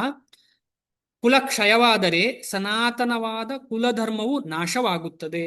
ಧರ್ಮವು ನಷ್ಟವಾದರೆ ಕುಟುಂಬದಲ್ಲಿ ಉಳಿದ ಭಾಗವು ಅಧರ್ಮದ ವಶವಾಗುತ್ತದೆ. ಕುಟುಂಬದಲ್ಲಿ ಯುದ್ಧ ಆಗಿ ನಷ್ಟ ಆಗ್ತದೆ. ಬಟ್ ಯಾವುದಾದ್ರೂ ಉಳಿದ್ರೆ ಆ ಉಳಿದದ್ದು ಕೂಡ ಅಧರ್ಮದ ವಶವಾಗ್ತದೆ ಅಂತ ಹೇಳ್ತಿದ್ದಾರೆ. ಯಾರಾದ್ರೂ ಉಳ್ಕೊಂಡ್ರೆ ಅವರು ಅಧರ್ಮದ ಪಾಲಾಗ್ತಾರೆ, ಧರ್ಮದ ಪಾಲ ಆಗುವುದಿಲ್ಲ ಅಂತ ಅರ್ಜುನ ಹೇಳ್ತಾ ಇದ್ದಾನೆ. ಭಾವಾರ್ಥ: ವರ್ಣಾಶ್ರಮ ವ್ಯವಸ್ಥೆಯಲ್ಲಿ ಕುಟುಂಬದ ಸದಸ್ಯರು ಯೋಗ್ಯವಾದ ರೀತಿಯಲ್ಲಿ ಬೆಳೆದು ಆಧ್ಯಾತ್ಮಿಕ ಮೌಲ್ಯಗಳನ್ನು ಸಾಧಿಸಲು ನೆರವಾಗುವ ಧಾರ್ಮಿಕ ಸಂಪ್ರದಾಯಗಳ ಸೂತ್ರಗಳು ಹಲವಿವೆ. ಹುಟ್ಟಿನಿಂದ ಪ್ರಾರಂಭವಾಗಿ ಸಾವಿನವರೆಗೆ ಕುಟುಂಬದಲ್ಲಿ ಜರುಗುವ ಇಂತಹ ಶುದ್ಧೀಕರಣ ಪ್ರಕ್ರಿಯೆಗಳಿಗೆ ಕುಟುಂಬದ ಹಿರಿಯರದೇ ಹೊಣೆ. ಆದರೆ ಹಿರಿಯರು ತೀರಿಕೊಂಡಾಗ ಕುಟುಂಬದ ಇಂತಹ ಶುದ್ಧೀಕರಣ ಸಂಪ್ರದಾಯಗಳು ನಿಂತು ಹೋಗಬಹುದು. ಸಂಸಾರದ ಉಳಿದ ಕಿರಿಯರು ಅಧಾರ್ಮಿಕ ಅಭ್ಯಾಸಗಳನ್ನು ಬೆಳೆಸಿಕೊಂಡು ಆಧ್ಯಾತ್ಮಿಕ ಮುಕ್ತಿಯ ಅವಕಾಶವನ್ನು ಕಳೆದುಕೊಳ್ಳಬಹುದು. ಆದುದರಿಂದ ಯಾವುದೇ ಉದ್ದೇಶದಿಂದಾಗಲಿ ಕುಟುಂಬದ ಹಿರಿಯರನ್ನು ಕೊಲ್ಲಲಾಗದು. ಇದನ್ನು ಸ್ವಲ್ಪ ಅರ್ಥ ಮಾಡ್ಕೊಳ್ಳೋಣ. ಸನಾತನ ಅಂತ ಹೇಳಿ ವರ್ಣಾಶ್ರಮ ಧರ್ಮಕ್ಕೆ ಅಥವಾ ಕುಲಧರ್ಮಕ್ಕೆ ಹೇಳಿದೆ. ಈ ಸನಾತನ ಅರ್ಥ ಏನು? ಈ ಸನಾತನದ ಅರ್ಥ ಏನು ಅಂತ ಹೇಳಿದ್ರೆ, ಸನಾತನ ಅಂತ ಹೇಳಿದ್ರೆ ಅಳಿವಿಲ್ಲದ್ದು ಅಂತ ಅರ್ಥ, ಅಳಿವೇ ಇಲ್ಲದ್ದು ಅಂತ ಅರ್ಥ. ಮೇಲೆ ಕೆಳಗೆ ಆಗ್ಬಹುದು, ನಮ್ಮ ಕಣ್ಣೋಟಕ್ಕೆ ವರ್ಣಾಶ್ರಮ ಧರ್ಮ ಇಲ್ಲ ಅಂತ ಅನ್ನಿಸ್ಬಹುದು, ಆದ್ರೆ ಅಳಿವೇ ಇಲ್ಲದ್ದು. ಯಾಕೆ ಹಾಗೆ ಹೇಳಿದ್ದಾರೆ ಅಂದ್ರೆ, ಮುಂದೆ ಭಗವಂತ ವರ್ಣಾಶ್ರಮವನ್ನ ಎಕ್ಸ್ಪ್ಲೇನ್ ಮಾಡುವಾಗ ಏನು ಹೇಳಿದ್ದಾರೆ ಅಂದ್ರೆ, ಗುಣ ಕರ್ಮ ವಿಭಾಗಶಃ ಅಂತ ಹೇಳಿದ್ದಾರೆ. ಗುಣ ಕರ್ಮ ವಿಭಾಗಶಃ ಅಂತ ಹೇಳಿ. ಗುಣ ಅಂತ ಹೇಳಿದ್ರೆ ಪ್ರಕೃತಿ. ಪ್ರಕೃತಿ ಅಂತ ಹೇಳುವಂಥದ್ದು ಸನಾತನ. ಪ್ರಕೃತಿ ಅಂತ ಹೇಳುವಂಥದ್ದು ಸನಾತನ ಆದ ಕಾರಣ ಪ್ರಕೃತಿಯ ಪ್ರಭಾವದಲ್ಲಿ ಇರುವಂತಹ ಈ ಧರ್ಮ, ಯಾವ ಧರ್ಮ? ವರ್ಣಾಶ್ರಮ ಧರ್ಮವೂ ಸನಾತನ. ಆದರೆ ಮಳೆ ನಿಂತಿರುವಾಗ ಮಳೆ ಇಲ್ಲ ಅಂತ ಹೇಳಲಿಕ್ಕೆ ಸಾಧ್ಯ ಇಲ್ಲ. ಮಳೆ ನಿಂತಿರುವಾಗ ಮಳೆಗಾಲ, ಈಗ 6 ತಿಂಗಳಾದ ಮೇಲೆ ಮಳೆಗಾಲ ನಿಂತು ಹೋಯ್ತು ಅಂತ ಹೇಳಿದ್ರೆ ಮಳೆ ಇಲ್ಲ ಅಂತ ಹೇಳಲಿಕ್ಕೆ ಸಾಧ್ಯ ಇಲ್ಲ. ಅದೇ ರೀತಿ ವರ್ಣಾಶ್ರಮ ಧರ್ಮ ಕೂಡ ಈ ಭೂಮಿ ಇಲ್ಲದಿರುವಾಗ, ಭೂಮಿಯಲ್ಲಿರುವ ಎಲ್ಲ ಜೀವರಾಶಿಗಳು ವಾಪಸ್ ಭಗವಂತನ ಕಡೆ ಹೋಗುವಾಗ ವರ್ಣಾಶ್ರಮ ಧರ್ಮದ ಅಗತ್ಯ ಇರುವುದಿಲ್ಲ. ಹಾಗೆ ಹೇಳಿ ಆ ವರ್ಣಾಶ್ರಮ ಧರ್ಮ ಸಂಕುಚಿತವಾಗಿ ಅಲ್ಲೇ ಇರ್ತದೆ. ಆದರೆ ಬೇಕಾಗುವಾಗ ಅದು ಬೀಜ ರೂಪದಲ್ಲಿ, ಅದಕ್ಕೆ ಪ್ರಧಾನ ಅಂತ ಹೇಳ್ತಾರೆ, ಬೀಜ ರೂಪದಲ್ಲಿ ಇರ್ತದೆ. ಆ ಬೀಜ ರೂಪದಲ್ಲಿ ಇದ್ದದ್ದು ವಾಪಸ್ಸು ಪುನಃ ಸೃಷ್ಟಿಯಾಗುವಾಗ ಬೀಜ ರೂಪದಿಂದ ಹೊರಗೆ ಬರ್ತದೆ. ಅದಕ್ಕೆ ಅದನ್ನ ಸನಾತನ ಅಂದ್ರೆ ನಷ್ಟ ಇಲ್ಲದಂತಹ ಧರ್ಮ ಅದು ಅಂತ ಇಲ್ಲಿ ನಮಗೆ ಅರ್ಥ ಮಾಡ್ಕೊಳ್ಬಹುದು. ಕುಲಕ್ಷಯ ಆಗ್ಲೇಬಾರದು, ಆಗ್ಲಿಕ್ಕೆ ಸಾಧ್ಯವಿಲ್ಲ, ಆದರೆ ಆಗಬಹುದು ಅಂತ ಹೇಳಿ ಅರ್ಜುನ ಹೇಳ್ತಾ ಇದ್ದಾರೆ. ಆದ್ರೆ ಈಗಿನ ಪರಿಸ್ಥಿತಿಯಲ್ಲಿ ನೋಡಿದ್ರೆ ನಾವು ಎಲ್ಲ ಕುಲಗಳು ಕ್ಷಯವಾಗ್ತಾ ಇವೆ. ಇಲ್ಲಿ ಬೆಳೆದಂತಹ ಈ ಸಂಪ್ರದಾಯಗಳು ನಷ್ಟವಾಗ್ತಾ ಇದೆ. ಯಾಕೆ ನಷ್ಟವಾಗ್ತಾ ಇದೆ ಅಂತ ಹೇಳಿದ್ರೆ, ಒಂದು ಧರ್ಮ, ವರ್ಣಾಶ್ರಮ ಧರ್ಮ ಅಸುರರ ಕೈಪಾಲಾಗಿದೆ. ಅದಕ್ಕೆ ಆಸುರ ಧರ್ಮ ಅಂತ ಹೇಳ್ತಾರೆ. ಅಸುರರ ಕೈಪಾಲಾಗಿದೆ. ನಮ್ಮ ಅಸುರರಲ್ಲಿ ಕೂಡ ವರ್ಣಾಶ್ರಮ ಇದೆ. ಅಸುರರಲ್ಲಿ ಕೂಡ ವರ್ಣಾಶ್ರಮ ಧರ್ಮ ಇದೆ. ಅಸುರರಲ್ಲಿ ಕೂಡ ಕ್ಷತ್ರಿಯ ಇದ್ದಾನೆ, ಬ್ರಾಹ್ಮಣನಿದ್ದಾನೆ, ವೈಶ್ಯನಿದ್ದಾನೆ, ಶೂದ್ರನಿದ್ದಾನೆ. ಆದರೆ ಆಸುರಿ ಪ್ರಭಾವದಲ್ಲಿ ಒಳಗೊಂಡವರಾಗಿರ್ತಾರೆ. ಆಸುರಿ ಪ್ರಭಾವ ಅಂತ ಹೇಳಿದ್ರೆ, ಈಗ ಬ್ರಾಹ್ಮಣನಾದವನು ಪೂಜೆ ಮಾಡಿ ಪುನಸ್ಕಾರ ಮಾಡಿ ನನಗೆ ಅದಾಗಬೇಕು ಇದಾಗಬೇಕು ಅಂತ ಹೇಳಿ ದೊಡ್ಡ ದೊಡ್ಡ ಮನೆ ಆಗ್ಬೇಕು ಅಂತ ಹೇಳಿ ಅದು ಬ್ರಾಹ್ಮಣ ಧರ್ಮ ಅಲ್ಲ. ಆದರೆ ನಾವೆಲ್ಲರೂ ಈಗ ನೋಡಬಹುದು, ನಾವೆಲ್ಲರೂ ಹೆಚ್ಚಿನಾಂಶ 90% ನಾವೆಲ್ಲರೂ ಹಾಗೇ ಇದ್ದೇವೆ. ಎರಡನೆಯದು ಕ್ಷತ್ರಿಯರ ಉದ್ದೇಶ ಪ್ರಜಾಪಾಲನೆ. ಆದರೆ ಕ್ಷತ್ರಿಯ ಪ್ರಜಾಪಾಲನೆ ಅಲ್ಲ, ಪ್ರಜೆಯರನ್ನ ಹಿಂಡುವಂತಹ ಕೆಲಸ ಮಾಡ್ತಿದ್ದಾರೆ ಕ್ಷತ್ರಿಯರು. ಅದೇ ರೀತಿಯಲ್ಲಿ ವೈಶ್ಯರು ಕೂಡ ಹಾಗೆ, ಶೂದ್ರರು ಕೂಡ ಹಾಗೆ. ಅಂದ್ರೆ ಕಲಿಯುಗದಲ್ಲಿ ಕಲೋ ಶೂದ್ರ ಸಂಭವ ಅಂತ ಶಾಸ್ತ್ರ ಬಂದಿದೆ. ಕಲಿಯುಗದಲ್ಲಿ ಎಲ್ಲರೂ ಶೂದ್ರರೇ ಅಂತ ಹೇಳಿದ್ದಾರೆ. ಶೂದ್ರ ಅಂತ ಹೇಳಿದ್ರೆ ಏನು ಅರ್ಥ? ಶೂದ್ರ ಅಂತ ಹೇಳಿದ್ರೆ ಇನ್ನೊಬ್ಬರ ಮೇಲೆ ನಾವು ಡಿಪೆಂಡೆಂಟ್, ಇನ್ನೊಬ್ಬರ ಮೇಲೆ ಡಿಪೆಂಡೆಂಟ್. ಇಂಡಿವಿಜುವಲ್ ಆಗಿ ಏನು ಮಾಡ್ಲಿಕ್ಕೆ ಸಾಧ್ಯ ಇಲ್ಲ ನಮಗೆ, ಇನ್ನೊಬ್ಬರ ಮೇಲೆ ಡಿಪೆಂಡೆಂಟ್. ಆದ ಕಾರಣ ಈ ಕಾಲಕ್ಕೆ ಏನು ಬೇಕು ಅದನ್ನೇ ಚೈತನ್ಯ ಮಹಾಪ್ರಭುಗಳು ಕೊಟ್ಟಿದ್ದಾರೆ. ಯಾಕೆ ಹಾಗೆ ಹೇಳ್ತೇವೆ ಅಂತ ಹೇಳಿದ್ರೆ, ಚೈತನ್ಯ ಮಹಾಪ್ರಭು ಹೇಳ್ತಾರೆ, ಈ ಕಾಲದವರಿಗೆ ಅಷ್ಟೇನು ಜ್ಞಾನ ಇಲ್ಲ, ನಮಗೇನು ಅರ್ಥ ಮಾಡ್ಲಿಕ್ಕೂ ಸಾಧ್ಯ ಇಲ್ಲ. ಆದ ಕಾರಣ ಸುಲಭವಾಗಿ ಏನು ಮಾರ್ಗ ಅಂತ ಹೇಳಿದ್ರೆ, ಅಟ್ಲೀಸ್ಟ್ ವೇದದ ಸಾರವಾದ ಹರೇ ಕೃಷ್ಣ ಮಹಾಮಂತ್ರವನ್ನ ನಿತ್ಯವೂ ಜಪ ಮಾಡಿ, ಆ ನಿತ್ಯ ಜಪದಿಂದ ಏನಾಗ್ತದೆ, ನಮ್ಮ ಜ್ಞಾನ ವೃದ್ಧಿಯಾಗಿ ಭಗವಂತನ ಬಗ್ಗೆ ಅರಿತುಕೊಳ್ಳಿಕ್ಕೆ ಸಾಧ್ಯ ಆಗ್ತದೆ. ಅದು ಮಾರ್ಗವೂ ಹೌದು, ಅದು ಕೊನೆಯೂ ಹೌದು. ಹರೇ ಕೃಷ್ಣ ಮಹಾಮಂತ್ರ ಒಂದು ಮಾರ್ಗ, ಅದಲ್ಲದೆ ಅದೇ ಒಂದು ಕೊನೆ ಕೂಡ. ಕೊನೆ ಅಂತ ಹೇಳಿದ್ರೆ ಅದೇ ಒಂದು ಎಂಡ್ ಪಾಯಿಂಟ್, ಅಥವಾ ಅದೇ ಒಂದು ಪರ್ಪಸ್ ಆಗಿರ್ತದೆ. ಸೊ ಆ ಪರ್ಪಸ್ ನಮಗೆ ಆಗ್ಬೇಕು ನಮ್ಮ ಜೀವನದಲ್ಲಿ. ಈಗ ಇಲ್ಲಿ ಇನ್ನೊಂದು ವಿಚಾರ ಉಂಟು, ಏನು ಅಂತ ಹೇಳಿದ್ರೆ ಸಂಪ್ರದಾಯ. ಈ ಸಂಪ್ರದಾಯದಲ್ಲಿ ಹುಟ್ಟಿನಿಂದ ಸಾವಿನವರೆಗೆ ಬೇರೆ ಬೇರೆ ರೀತಿಯ ಶುದ್ಧೀಕರಣ ವ್ಯವಸ್ಥೆ ಇದೆ. ಇದು ಯಾರಿಗಾದ್ರೂ ಗೊತ್ತಾ ಏನಿದು ಶುದ್ಧೀಕರಣ ಅಂತ ಹೇಳಿದ್ರೆ? ಯಾರಾದ್ರೂ ಹೇಳ್ಬೋದಾ? ಕೈ ಎತ್ತಿ. ಏನಿದು ಶುದ್ಧೀಕರಣ ವ್ಯವಸ್ಥೆ ಅಂತ ಹೇಳಿ? ಶುದ್ಧೀಕರಣ ಅಂತ ಹಾಕಿದ್ದಾರೆ ಇಲ್ಲಿ. ಏನಿದು ಶುದ್ಧೀಕರಣ? ಯಾರಿಗಾದ್ರೂ ಮನಸ್ಸಲ್ಲಿ ಬರ್ತಾ ಉಂಟಾ? ಹರೇ ಕೃಷ್ಣ ಹರೇ ಕೃಷ್ಣ ಕೃಷ್ಣ ಕೃಷ್ಣ ಹರೇ ಹರೇ, ಹರೇ ರಾಮ ರಾಮ ರಾಮ ಹರೇ ಹರೇ. ಎಸ್ ಮಾತಾಜಿ, ಮಥುರಾ ಮಾತಾ ದೇವಿದಾಸಿ, ದಯವಿಟ್ಟು ಹೇಳಿ.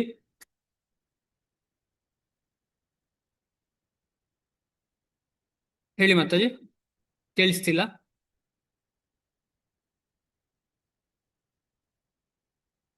ಜೋರಾಗಿ ಹೇಳಿ. ಕೇಳಿಸ್ತಿಲ್ಲ? ಇಲ್ಲ, ಮ್ಯೂಟ್ ಮಾಡಿದ್ರಿ ಪುನಃ ನೀವು. ಹರೇ ಕೃಷ್ಣ. ಹರೇ ಕೃಷ್ಣ ಪ್ರಭು. ಹರೇ ಕೃಷ್ಣ. ಇದು ಸಂಸ್ಕಾರ ಇದೆಲ್ಲ, ಮೊದಲಿಗೆ ಗರ್ಭದಾನ ಸಂಸ್ಕಾರ, ಚೌಲ ಸಂಸ್ಕಾರ, ಉಪನಯ ಸಂಸ್ಕಾರ, ಇದೆಲ್ಲ ಸಂಸ್ಕಾರಗಳು ಎಷ್ಟು ಸಂಸ್ಕಾರಗಳಿದೆ ಅಂದ್ರೆ 18 ಅಲ್ವಾ ಪ್ರಭು? 16 ಸಂಸ್ಕಾರಗಳು ಆಗ್ಬೇಕು ಅಂತ. ಥ್ಯಾಂಕ್ ಯು ಮಾತಾಜಿ, ಧನ್ಯವಾದಗಳು. ಈ ಸಂಸ್ಕಾರ ಅಂತ ಹೇಳುವ ಪದದ ಅರ್ಥ ಯಾರಿಗಾದ್ರೂ ಏನಾದ್ರೂ ಗೊತ್ತಾ?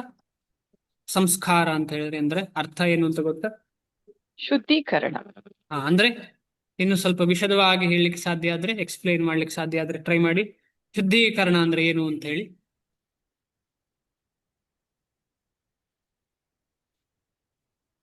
ಜೀವಿಗಳಿಗೆ ಮರೆತು ಹೋದದ್ದನ್ನು ಜ್ಞಾಪಿಸುವುದು ಅಂತ ಎಣಿಸ್ತೇನೆ ನಾನು. ಓಕೆ, ಸರಿ. ಶುದ್ಧೀಕರಣ ಸಾಮಾನ್ಯ ಭಾಷೆಯಲ್ಲಿ ಹೇಳುವುದಿದ್ರೆ, ನೀವು ಯಾರಾದ್ರೂ ಕೇಳಿರ್ಬೋದು ಕ್ಷೀರಬಲ ಅಂತ ಹೇಳಿ ಒಂದು ಮದ್ದು, ಕ್ಷೀರಬಲ ಅಂತ ಹೇಳಿ. ಅದರಲ್ಲಿ 101 ಬಾರಿ ತೊಳೆದಂತಹ ತುಪ್ಪದಿಂದ ಮಾಡಿದಂತಹ ಕ್ಷೀರಬಲ ಅಂತ ಕೇಳಿದೀರಾ? 101 ಬಾರಿ ನೀರಿನಿಂದ ತೊಳೆದಂತಹ ತುಪ್ಪ. ಆ ತುಪ್ಪವನ್ನು ತೊಳೆದು ಅದು ಕೊನೆಗೆ ಒಂದು ಒಳ್ಳೆ ಮೆಡಿಸಿನ್ ಆಗ್ತದೆ. ಕ್ಷೀರಬಲ ಆಗಿರಬಹುದು, ಅದರ ಹೆಸರು ಕ್ಷೀರಬಲ ಅಂತ ಹೇಳಿ. ಅದಕ್ಕೆ ತುಂಬಾ ಶಕ್ತಿ ಇರ್ತದೆ, ಆ ಬಲಕ್ಕಿರ್ತದೆ. ಅಂದ್ರೆ ಶುದ್ಧೀಕರಣದ ಪ್ರೊಸೆಸ್ ಹೇಗೆ ಅಂತ ಹೇಳಿದ್ರೆ, ಪುನಃ ಶುದ್ಧ ಮಾಡುವಂಥದ್ದು. ಈಗ ನಾವು ಬಾವಿಯಿಂದ ನೀರು ತೆಗೆದಿರ್ತೇವೆ, ಅದನ್ನು ಹೇಗೆ ಶುದ್ಧ ಮಾಡುದು? ಬಟ್ಟೆಯಿಂದ ಶುದ್ಧ ಮಾಡುವುದು. ಬಟ್ಟೆಯನ್ನು ಕಟ್ಟಿ, ಆ ಬಟ್ಟೆಯ ಮೇಲೆ 2-3 ಪದರಿರುವಂತಹ ಬಟ್ಟೆ ಕಟ್ಟಿ ಮಣ್ಣಿನ ಮಡಿಕೆ ಮೇಲೆ ನೀರನ್ನು ಹಾಕುವಂಥದ್ದು. ಹಾಗೇನಾಗ್ತದೆ, ಆ ನೀರು ಅದರ ಒಳಗೆ ಹೋಗ್ತದೆ. ಅದಲ್ಲದೆ ಇನ್ನೊಂದು ಶುದ್ಧೀಕರಣ ಅಂತ ಹೇಳಿದ್ರೆ, ಗೋಮಯ ಭಸ್ಮವನ್ನು ನೀರಿಗೆ ಹಾಕುವಂಥದ್ದು. ಆಗ ಕೂಡ ನೀರು ಶುದ್ಧ ಆಗ್ತದೆ. ಅದಲ್ಲದೆ ಕೆಲವು ಕಲ್ಲುಗಳನ್ನು ಹಾಕುವುದು. ಕಲ್ಲು ಈಗಾಗಲೇ ಇದೆ, ಆದ್ರೂ ಕೂಡ ಈ ರೀತಿಯಲ್ಲಿ ಶುದ್ಧೀಕರಣ ಪ್ರೊಸೆಸ್ ಉಂಟು, ಶುದ್ಧ ಮಾಡುವಂತ ಪ್ರೊಸೆಸ್. ಒಂದೊಂದು ವಿಚಾರಕ್ಕೂ ಶುದ್ಧ ಮಾಡುವಂತ ವ್ಯವಸ್ಥೆ ಉಂಟು. ಈಗ ಮಲತ್ಯಾಗ ಮಾಡಿದ್ರೆ ನೀರಿನಿಂದ, ಮೃತ್ತಿಕೆ ಅಂದ್ರೆ ಮಣ್ಣಿನಿಂದ ಶುದ್ಧ ಮಾಡುವಂಥದ್ದು ಮುಂಚಿನ ಕಾಲದಿಂದ ಬಂದದ್ದು. ಈ ರೀತಿಯಲ್ಲಿ ಒಂದೊಂದು ವಿಚಾರಕ್ಕೂ ಶುದ್ಧೀಕರಣ ಉಂಟು. ಅದೇ ರೀತಿ ನಾವಿಲ್ಲಿ ಬರುವಾಗ ನಾವು ಅಶುದ್ಧರಾಗಿರ್ತೇವೆ. ಮಾತೆಯ ಗರ್ಭದಿಂದ ಬರುವಾಗ ಅಶುದ್ಧರಾಗಿರ್ತೇವೆ. ಅದಕ್ಕೆ ಶುರುವಿನಿಂದಲೇ, ಮಾತೆಯ ಗರ್ಭಕ್ಕೆ ಪ್ರವೇಶಿಸುವುದಕ್ಕಿಂತ ಮುಂಚಿಂದನೇ ಗರ್ಭದಾನ ಸಂಸ್ಕಾರ, ಈಗ ಮಾತಾಜಿ ಹೇಳಿದಂತೆ ಹೀಗೆ 16 ಸಂಸ್ಕಾರಗಳಿವೆ. ಅಂದ್ರೆ ಪ್ರತಿದಿನವೂ ನಾವು ಅಶುದ್ಧರಾಗಿದ್ದೇವೆ. ಆ ಅಶುದ್ಧಿಯಿಂದ ಶುದ್ಧರಾಗಬೇಕು ಅಂತ ಹೇಳಿದ್ರೆ ಈ ಸಂಸ್ಕಾರಗಳಿವೆ. ಈ ಸಂಸ್ಕಾರಗಳೆಲ್ಲ ವರ್ಣಾಶ್ರಮ ಧರ್ಮದಲ್ಲಿ ಬರುವಂಥದ್ದು. ಈ ಸಂಸ್ಕಾರಗಳೆಲ್ಲ ಮಾಡಲೇಬೇಕು. ಆದ್ರೆ ವೈಷ್ಣವನಾದವನಂತವನು ಇದಕ್ಕಿಂತ ಮಿಗಿಲಾದವನು. ಅವನು ಭಗವಂತನಿಗೆ ಶರಣು ತಕ್ಕೊಂಡ ಕಾರಣ ಅವನಿಗೆ ಇದು ಯಾವುದು ತಾಗುವುದಿಲ್ಲ. ಯಾಕೆಂತ ಹೇಳಿದ್ರೆ ಅವನು ಯಾವತ್ತು ಅವನ ಆತ್ಮಧರ್ಮದಲ್ಲಿರ್ತಾನೆ. ಆದರೆ ದೇಹ ಧರ್ಮದಲ್ಲಿ ಯಾರಿರ್ತಾರೆ ದೇಹವನ್ನೇ ನಾನು ಅಂತ ತಿಳ್ಕೊಂಡಿರ್ತಾರೆ ಅವರು ಇದನ್ನು ಬೇಕು, ಈ ವರ್ಣಾಶ್ರಮ ಧರ್ಮವನ್ನ ಫಾಲೋ ಮಾಡಲೇಬೇಕು. ನಾವೆಲ್ಲರೂ, ಯಾಕೆಂದ್ರೆ ನಾವು ಯಾರು ಆತ್ಮಧರ್ಮದಲ್ಲಿ ಇಲ್ಲ, ಅಷ್ಟು ಸುಲಭ ಅಲ್ಲ ಅದು. ಹೇಳುದು ಸುಲಭ, ಹರೇ ಕೃಷ್ಣ ಜಪ ಮಾಡ್ತಾ ಇದ್ದೇನೆ, ನಮಗಿದೆಲ್ಲ ಅಗತ್ಯ ಇಲ್ಲ ಅಂತ ಹೇಳೋದು ಸುಲಭ. ಇಲ್ಲ, ಸಾಧ್ಯವೇ ಇಲ್ಲ. ಹಾಗಿರ್ತಿದ್ರೆ ನಾವು ನ್ಯಾಚುರಲಿ ಫಾಲೋ ಮಾಡ್ತಿದ್ದೆವು. ಈಗ ನಾವು ಭಾಗವತ ಧರ್ಮ ಅಂದ್ರೆ ಭಗವಂತನೇ ನನಗೆ ಎಲ್ಲ, ಬೇರೆ ಏನು ಬೇಡ ಅಂತ ಹೇಳಿದ್ರೆ ನ್ಯಾಚುರಲಿ ವರ್ಣಾಶ್ರಮ ಧರ್ಮ ಫಾಲೋ ಆಗ್ತದೆ. ಆಗ್ತಾ ಇಲ್ಲ ಅಂತ ಹೇಳಿದ್ರೆ ನಾವು ಭಾಗವತ ಧರ್ಮವನ್ನು ಸರಿಯಾಗಿ ಫಾಲೋ ಮಾಡ್ತಿಲ್ಲ, ನಾವು ಗುರುವಿನ ಪಾದವನ್ನು ಸರಿಯಾಗಿ ಆಶ್ರಯ ತಕೊಳ್ಳಿಲ್ಲ ಅಂತ ಅರ್ಥ. ಅದ ಕಾರಣ ನಾವೆಲ್ಲರೂ ಇದೆರಡರ ಬಗ್ಗೆಯೂ ಚೆನ್ನಾಗಿ ಚಿಂತನ ಮಂಥನ ಮಾಡಿ ಇದರ ಬಗ್ಗೆ ಎಷ್ಟು ನಾವು ತಿಳ್ಕೊಳ್ಬಹುದು, ಎಷ್ಟು ಅನುಸರಿಸಬಹುದು. ಯಾಕಂದ್ರೆ ಈ ಮಾನವ ಜನ್ಮ ಸುಲಭವಲ್ಲ. ಈ ಮಾನವ ಜನ್ಮದ ಉದ್ದೇಶ ಏನು ಅಂತ ಹೇಳಿದ್ರೆ ಪುನಃ ಈ ಮಾನವ ಜನ್ಮ ಅಥವಾ ಯಾವುದೇ ಜನ್ಮ ಸಿಗದೇ ಇರುವಂತದ್ದೇ ಉದ್ದೇಶ. ನಾವು ಏನೇ ಕೆಲಸ ಮಾಡಲಿ, ಏನೇ ಮಾಡಲಿ, ನಮ್ಮ ಹೃದಯದಲ್ಲಿ ಒಂದಿರಬೇಕು, ನಾನು ಪುನಃ ಹೀಗೆ ಹುಟ್ಟಿ ಬರಬಾರದು, ಹೀಗೆ ಹುಟ್ಟಿ ಪುನಃ ಈ ಸಂಕಟವನ್ನು ಅನುಭವಿಸಬಾರದು. ಅದಕ್ಕೇನು ಒಂದೇ ಒಂದು ಪ್ರಯೋಗ ಅಂತ ಹೇಳಿದ್ರೆ ಹರೇ ಕೃಷ್ಣ ಮಹಾಮಂತ್ರದ ನಿತ್ಯ ಜಪ. ಈ ನಿತ್ಯ ಜಪ ಮಾಡುವಾಗ ನಿನ್ನೆ ಹೇಳಿದ ಹಾಗೆ ಆ ಶಬ್ದದಿಂದ ಎಲ್ಲ ವೃತ್ತಿಗಳು, ಕಲ್ಮಶಗಳು ನಾಶವಾಗಿ ಅದು ಭಗವಂತನ ವೃತ್ತಿ ಮಾತ್ರ ನಮ್ಮ ಮನಸ್ಸಿನಲ್ಲಿ ಉಳ್ಕೊಂಡು ಭಗವಂತನ ವೃತ್ತಿಯಿಂದಾಗಿ ಭಗವಂತನ ಕಡೆ ಹೋಗ್ತೇವೆ ನಾವು. ಯಾಕೆಂತ ಹೇಳಿದ್ರೆ ನಾವೀಗ MSc ಮಾಡಿ MScಯಲ್ಲಿ ಅಥವಾ BScಯಲ್ಲಿ ಅಥವಾ ಎಲ್ಲೋ ಒಂದು B.Ed ಮಾಡಿದ್ದೇವೆ ಅಥವಾ ಅಥವಾ ಯಾವುದೋ ಒಂದು ಕೆಲಸ ಕಲ್ತಿದ್ದೇವೆ ಅಂತ ಇಟ್ಟುಕೊಳ್ಳಿ. ನಮ್ಮ ಉದ್ದೇಶ ಏನು? ಆ ಕೆಲಸದಿಂದ ಆ ಕೆಲಸಕ್ಕೆ ಅನುಗುಣವಾದ ಕೆಲಸ ಸಿಗ್ತದೆ ಅಂತ, ಆ ಕಲ್ತದ್ದಕ್ಕೆ ಅನುಗುಣವಾದ ಕೆಲಸ ಸಿಗ್ತದೆ ಅಂತ. ಈಗ ಬೇರೆ ಬೇರೆಯವರು ಬೇರೆ ಬೇರೆ ಕೆಲಸಗಳನ್ನು ಮಾಡ್ತಿರ್ಬೋದು, ಅದು ವಿಚಾರ ಬೇರೆ. ಆದರೆ ಜನರಲಿ ಹಾಗೆ ಯಾವುದೋ ಒಂದು ವಿದ್ಯೆಯನ್ನು ಮಾಡಿದ್ದೇವೆ ಅಂದ್ರೆ ಆ ವಿದ್ಯೆಯಿಂದ ನನಗೆ ಅದಕ್ಕೆ ತಕ್ಕುದಾದ ಒಂದು ಕೆಲಸ ಸಿಗ್ತದೆ ಅಂತ. ಅದೇ ತರ ನಾವಿಲ್ಲಿ ಹರೇ ಕೃಷ್ಣ ಮಹಾಮಂತ್ರ ಮಾಡುವ ಉದ್ದೇಶ ಎಂತ ಅಂತ ಹೇಳಿದ್ರೆ ಭಗವಂತ ಮತ್ತು ಭಗವಂತನ ಅನುಯಾಯಿಗಳ ಸಂಘ ಸಿಗ್ಲಿ ಅಂತ ಹೇಳಿ. ಅದು ಎಲ್ಲೇ ಆಗ್ಲಿ, ಭೂಮಿಯಲ್ಲೇ ಆಗ್ಲಿ, ಪಾತಾಳದಲ್ಲಿ ಆದ್ರಿ, ಗೋಲೋಕದಲ್ಲಿ ಆಗ್ಲಿ, ಎಲ್ಲೇ ಆಗ್ಲಿ, ನಮಗೆ ಭಗವಂತ ಮತ್ತು ಭಗವಂತನ ನಂಬಿದವರಂತ ಸಾನ್ನಿಧ್ಯ ಸಿಗ್ಲಿ ಅಂತ ಹೇಳುವ ಉದ್ದೇಶದಿಂದ ನಾವು ಜಪ ಮಾಡಬೇಕು. ಬೇರೆ ಯಾವುದೇ ಉದ್ದೇಶ ಆಗಿರಬಾರ್ದು. ನಮಗೆ ಅದಾಗಬೇಕು ಇದಾಗಬೇಕು ಅಂತ ಹೇಳುವ ಉದ್ದೇಶ ಇರಬಾರ್ದು. ಇಷ್ಟು ಹೇಳ್ತಾ ಮುಂದೆ ಹೋಗೋಣ. ಕುಲಧರ್ಮ ನಾಶ ಆದ್ರೆ ಏನಾಗ್ತದೆ ಅಂತ ಹೇಳಿದ್ರೆ ವರ್ಣಾಶ್ರಮ ಧರ್ಮ ನಾಶ ಆಗ್ತದೆ. ವರ್ಣಾಶ್ರಮ ಧರ್ಮ ನಾಶ ಆದ್ರೆ ಈ ಎಲ್ಲ ವಿಚಾರಗಳು, ಯಾಕಂದ್ರೆ ಈ ವರ್ಣಾಶ್ರಮ ಧರ್ಮದಿಂದ ನಮಗೆ ಏನಾಗ್ತದೆ, ಮನಸ್ಸು ಶುದ್ಧವಾಗ್ತದೆ. ಆಗ ನಮಗೆ ಈ ಜಪ ಮಾಡಲಿಕ್ಕೆ ಸುಲಭ ಆಗ್ತದೆ. ವರ್ಣಾಶ್ರಮ ಧರ್ಮದಿಂದ ಮನಸ್ಸು ಶುದ್ಧವಾಗಿ ನಮಗೆ ಜಪಾದಿ ಸಂಸ್ಕಾರಗಳನ್ನು ಮಾಡಲಿಕ್ಕೆ ತುಂಬಾ ಸುಲಭ ಆಗ್ತದೆ. ಅದು ಸುಲಭವಾದಂತ ಜೀವನ ಮಾರ್ಗ. ಉದಾಹರಣೆಗೆ ಸತ್ಯಯುಗದಲ್ಲಿ, ಮೊದಲನೇ ಯುಗದಲ್ಲಿ ತುಂಬಾ ಶುದ್ಧವಾದ ಪರಿಸ್ಥಿತಿ ಇತ್ತು. ಅಲ್ಲಿ ಭಗವಂತನ ಜ್ಞಾನ ಪಡ್ಕೊಳ್ಳಿಕ್ಕೆ ಸುಲಭವಾಗಿತ್ತು. ಆದರೆ ಈಗ ಅಷ್ಟು ಸುಲಭ ಇಲ್ಲ. ಅದಕ್ಕೆ ಸುಲಭ ಮಾರ್ಗವೇ ಭಗವಂತ ಚೈತನ್ಯ ಮಹಾಪ್ರಭುಗಳಾಗಿ ನೇರವಾಗಿ ಇಲ್ಲಿ ಬಂದು ಭಕ್ತರೂಪಿಯಾಗಿ ಬಂದು ಹೇಗೆ ನಡ್ಕೊಳ್ಬೇಕು ಅಂತ ತೋರಿಸ್ಕೊಟ್ಟಿದ್ದಾನೆ. ಅದನ್ನು ನಾವು ಅರ್ಥ ಮಾಡಿಕೊಂಡು ಮುಂದೆ ಹೋಗೋಣ. ಅದೇ ಏನಾಗ್ತದೆ ಈಗ ಎಲ್ಲರೂ ಏನು ಹೇಳ್ತಾರೆ, ಕುಲಧರ್ಮ ನಷ್ಟ ಆದ್ರೆ, ಕುಲಧರ್ಮ ಅಂತ ಹೇಳಿದ್ರೆ ಹಿರಿಯರೆಲ್ಲ ಸತ್ತು ಹೋದ್ರೆ, ಹಿರಿಯರ ದೇಹ ಸಮಾಪ್ತಿ ಆದ್ರೆ ಏನಾಗ್ತದೆ, ಹಿರಿಯರನ್ನ ನಂಬಿಕೊಂಡವರನ್ನೆಲ್ಲ ನಮ್ಮ ಮನೆಯಲ್ಲೆಲ್ಲ ಆಗ್ತಾ ಉಂಟು. ಒಬ್ಬೊಬ್ಬರ ಮನೆಯಲ್ಲಿ ಪೂಜೆ ಪುನಸ್ಕಾರಗಳಿಗೆಲ್ಲ ನಿಲ್ತವೆ. ನಾವೆಲ್ಲ ಕಾಣಬಹುದು ಅದನ್ನು. ಪೂಜೆ ಪುನಸ್ಕಾರಗಳು ನಿಲ್ತೇವೆ. ಅದನ್ನು ಹೇಗೆ ಮಾಡಬೇಕು ಅಂತ ಹೇಳಿ ನಮಗೆ ಜ್ಞಾನ ಇಲ್ಲ, ಹೇಗೆ ಮಾಡಬೇಕು ಅಂತ ಗೊತ್ತಿರಲಿಲ್ಲ. ಫಾರ್ ಎಕ್ಸಾಂಪಲ್, ಯಾವಾಗ ಶವ ಸಂಸ್ಕಾರ ಮಾಡ್ತಾರೆ, ಶವ ಸಂಸ್ಕಾರ ಮಾಡಲಿಕ್ಕೆ ಬೇರೆ ಬೇರೆ ವಿಧಿವಿಧಾನಗಳಿದೆ. ಕೆಲವರಲ್ಲಿ 13 ದಿನ, ಕೆಲವರಲ್ಲಿ 12 ದಿನ, ಏನೇ ಇರಲಿ. ಆದರೆ ಅದು ಯಾರಿಂದ ಬರ್ತದೆ? ಹಿರಿಯರಿಂದಲೇ ಬರ್ತದೆ. ಓದಿದ್ರಲ್ಲ ಬರುವುದಿಲ್ಲ. ಏನೋ ವೇದದಲ್ಲಿ ಹೀಗೆ ಇದೆ ಅಂತ ಹೇಳಿ ಓದಿದ್ರೆ ನಮಗೆ ಆ ವಿಧಿ ಗೊತ್ತಾಗುವುದಿಲ್ಲ. ವಿಧಿ ಯಾರದಿಂದ ಬರುವುದು? ವಿಧಿ ಬರುವುದು ಹಿರಿಯರಿಂದಲೇ. ಆ ವಿಧಿಯನ್ನು ತಿಳ್ಕೊಳ್ಳೋದು ಬರೀ ಓದಿ ತಿಳ್ಕೊಳ್ಳಿಕ್ಕೆ ಸಾಧ್ಯ ಇಲ್ಲ. ವಿಧಿಯನ್ನು ಹಿರಿಯರಿಂದಲೇ ತಿಳ್ಕೊಳ್ಬೇಕು. ಈಗ ಏನೋ ವಿಡಿಯೋ ಬಂದಿರ್ತದೆ, ಆ ವಿಡಿಯೋದಿಂದ ಕೂಡ ತಿಳ್ಕೊಳ್ಳಿಕ್ಕೆ ನಿಜವಾಗಿ ಸೂಕ್ಷ್ಮತೆಗಳನ್ನ ಅರಿತುಕೊಳ್ಳಿಕ್ಕೆ ಸಾಧ್ಯವೇ ಇಲ್ಲ. ಆದ ಕಾರಣ ನಮಗೆ ಹಿರಿಯರು ತುಂಬಾ ಅಗತ್ಯ. ಹಿರಿಯರು ಮಾತ್ರ ಅಲ್ಲ, ಯಂಗ್ಸ್ಟರ್ಸ್. ಯಾಕಂದ್ರೆ ಈ ಯುದ್ಧದಲ್ಲಿ ಬರೀ ಹಿರಿಯರು ಮಾತ್ರ ಅಲ್ಲ, ಮುಖ್ಯವಾಗಿ ಗಂಡಸರು. ಎಲ್ಲ ಗಂಡಸರು ಸತ್ತು ಹೋದ್ರೆ ಏನಾಗ್ತದೆ, ಅದನ್ನು ಫಾಲೋ ಮಾಡುವವರು ಯಾರು ಇಲ್ಲ. ಯಾಕಂದ್ರೆ ಗಂಡಸರು ಯಾಕೆ ಬೇಕು ಅಂತ ಹೇಳಿದ್ರೆ, ಇಲ್ಲಿ ಗಂಡಸು ಮತ್ತು ಹೆಂಗಸರಿಗೆ ವ್ಯತ್ಯಾಸ ಕಾಣುವಂಥದ್ದಲ್ಲ, ದೇಹದಲ್ಲಿ ವ್ಯತ್ಯಾಸ ಇದೆ. ಆ ದೇಹದ ವ್ಯತ್ಯಾಸಕ್ಕೆ ಅನುಗುಣವಾಗಿ ಅವರಿಗೆ ಅವರದ್ದೇ ಆದ ಧರ್ಮ ಇದೆ. ಅದು ಒಬ್ಬರಿಗೊಬ್ಬರು ಮಾಡುವಂತ ಧರ್ಮ ಅಲ್ಲ. ಅದನ್ನು ಎಕ್ಸ್ಚೇಂಜ್ ಮಾಡ್ಲಿಕ್ಕೆ ಸಾಧ್ಯ ಇಲ್ಲ. ಗಂಡು ಯಾವತ್ತು ಹೆರ್ಲಿಕ್ಕೂ ಸಾಧ್ಯ ಇಲ್ಲ. ಆದ ಕಾರಣ ನಾವು ಅರ್ಥ ಮಾಡ್ಕೊಳ್ಬೇಕು ಇದನ್ನು ನಿಜವಾಗಿ. ಅಂದ್ರೆ ಈಗ ಯಾಕೆಂತ ಹೇಳಿದ್ರೆ, ನಾವು ಯಾವ ಪರಿಸ್ಥಿತಿಯಲ್ಲಿ ಇದ್ದೇವೆ ಅಂತ ಹೇಳಿದ್ರೆ, ಗಂಡಸಿಗೆ ಹೆಂಗಸ ಆಗ್ಬೇಕು ಅಂತ ಹೇಳುವ ಭಾವನೆ, ಹೆಂಗಸಿಗೆ ಗಂಡಸ ಆಗ್ಬೇಕು ಅಂತ ಹೇಳುವ ಭಾವನೆಯಲ್ಲಿ ಇದೆ ಈ ಲೋಕ. ಅಂತಹ ಸ್ಥಿತಿಯಲ್ಲಿ ಇದನ್ನು ಮಾತಾಡಿದರೆ ಏನಾಗ್ತದೆ ಅಂತ ಹೇಳಿದ್ರೆ, ಇವನು ಯಾವನಪ್ಪ ಅಂತ ಅನ್ನಿಸ್ತದೆ. ಅಧರ್ಮಾಭಿಭವಾತ್ ಕೃಷ್ಣ ಪ್ರದುಷ್ಯಂತಿ ಕುಲಸ್ತ್ರೀಯ ಸ್ತ್ರೀಷು ದುಷ್ಟಾಸು ವಾರ್ಷ್ಣೇಯ ಜಾಯತೆ ವರ್ಣ ಸಂಕರ. ಅನುವಾದ: ಹೇ ಕೃಷ್ಣ, ಕುಟುಂಬದಲ್ಲಿ ಅಧರ್ಮವು ಪ್ರಧಾನವಾದಾಗ ಕುಲ ಸ್ತ್ರೀಯರು ನೀತಿ ಭ್ರಷ್ಟರಾಗಿ ಅನಿಷ್ಟ ಸಂತಾನ ಸೃಷ್ಟಿಯಾಗುತ್ತದೆ. ಕೃಷ್ಣ ಕೃಷ್ಣ. ಅನಿಷ್ಟ ಸಂತಾನ ಸೃಷ್ಟಿಯಾಗುತ್ತದೆ. ಬದುಕಿನಲ್ಲಿ ಶಾಂತಿ, ಶ್ರೇಯಸ್ಸು ಮತ್ತು ಆಧ್ಯಾತ್ಮಿಕ ಮುನ್ನಡೆಗಳನ್ನು ಸಾಧಿಸಲು ಮಾನವ ಕುಲದಲ್ಲಿ ಅನಿವಾರ್ಯವಾದ ಮೂಲಾಧಾರವೆಂದರೆ ಒಳ್ಳೆಯ ಜನತೆ. ಒಳ್ಳೆಯ ಜನತೆ ತುಂಬಾ ಇಂಪಾರ್ಟೆಂಟ್. ಭಾರತ ಭೂಮಿಯಲ್ಲಿ ನಾವು ಹುಟ್ಟಿದ್ದೇವೆ, ನಮಗೆ ಅಷ್ಟು ಗೊತ್ತಾಗೋದಿಲ್ಲ. ಆದ್ರೆ ನಾವು ಎಲ್ಲಿಯಾದ್ರೂ ಬೇರೆ ದೇಶಕ್ಕೆ ಹೋದವರಿದ್ರೆ ಅವ್ರಿಗೆ ಗೊತ್ತಾಗ್ತದೆ ಏನು ಒಳ್ಳೆಯ ಜನತೆ ಅಂದ್ರೆ ಏನು ಅಂತ ಅರ್ಥ ಆಗ್ತದೆ. ರಾಜ್ಯದ ಅದಕ್ಕೆ ಭಾರತ ಭೂಮಿಯಲ್ಲಿ ಹುಟ್ಟಿದ್ದು ನಮಗೆ ಎಷ್ಟೋ ಕೋಟಿ ಜನ್ಮಗಳ ಭಾಗ್ಯ. ಅದು ದೇವಾದಿ ದೇವತೆಗಳು ಭಾರತ ಭೂಮಿಯಲ್ಲಿ ಜನ್ಮ ಎತ್ತುಕೊಳ್ಬೇಕು ಅಂತ ಹೇಳಿ ಕಾಯ್ತಾ ಇರ್ತಾರಂತೆ. ರಾಜ್ಯದ ಮತ್ತು ಸಮುದಾಯದ ಸಾಮಾನ್ಯ ಆಧ್ಯಾತ್ಮಿಕ ಬೆಳವಣಿಗೆಗಾಗಿ ಒಳ್ಳೆಯ ಜನರೇ ಪ್ರಭಾವಶಾಲಿಯಾಗುವಂತೆ ವರ್ಣಾಶ್ರಮ ಧರ್ಮದ ತತ್ವಗಳನ್ನು ರೂಪಿಸಲಾಗಿತ್ತು. ನೋಡಿ ಎಷ್ಟು ಚಂದ ಹೇಳಿದ್ದಾರೆ. ವರ್ಣಾಶ್ರಮ ಧರ್ಮದ ತತ್ವಗಳು ಭಗವಂತ ಹೇಗೆ ರೂಪಿಸಿದ್ದಾನೆ? ಒಳ್ಳೆ ಜನರೇ ಪ್ರಭಾವಶಾಲಿಗಳಾಗಿ, ಒಳ್ಳೆ ಜನರೇ ಅಧಿಕಾರದಲ್ಲಿದ್ದು, ಒಳ್ಳೆ ಜನರೇ ಎಲ್ಲರನ್ನ ನಿರ್ವಹಿಸುವಂತಹ ಒಂದು ಸ್ಥಿತಿ. ಆದ್ರೆ ಈಗ ಅದು ಅಲ್ಲ. ಅದಕ್ಕೆ ಆಸುರಿ ಧರ್ಮ ಅಂತ ಹೇಳ್ತಾ ಇದ್ದದ್ದು.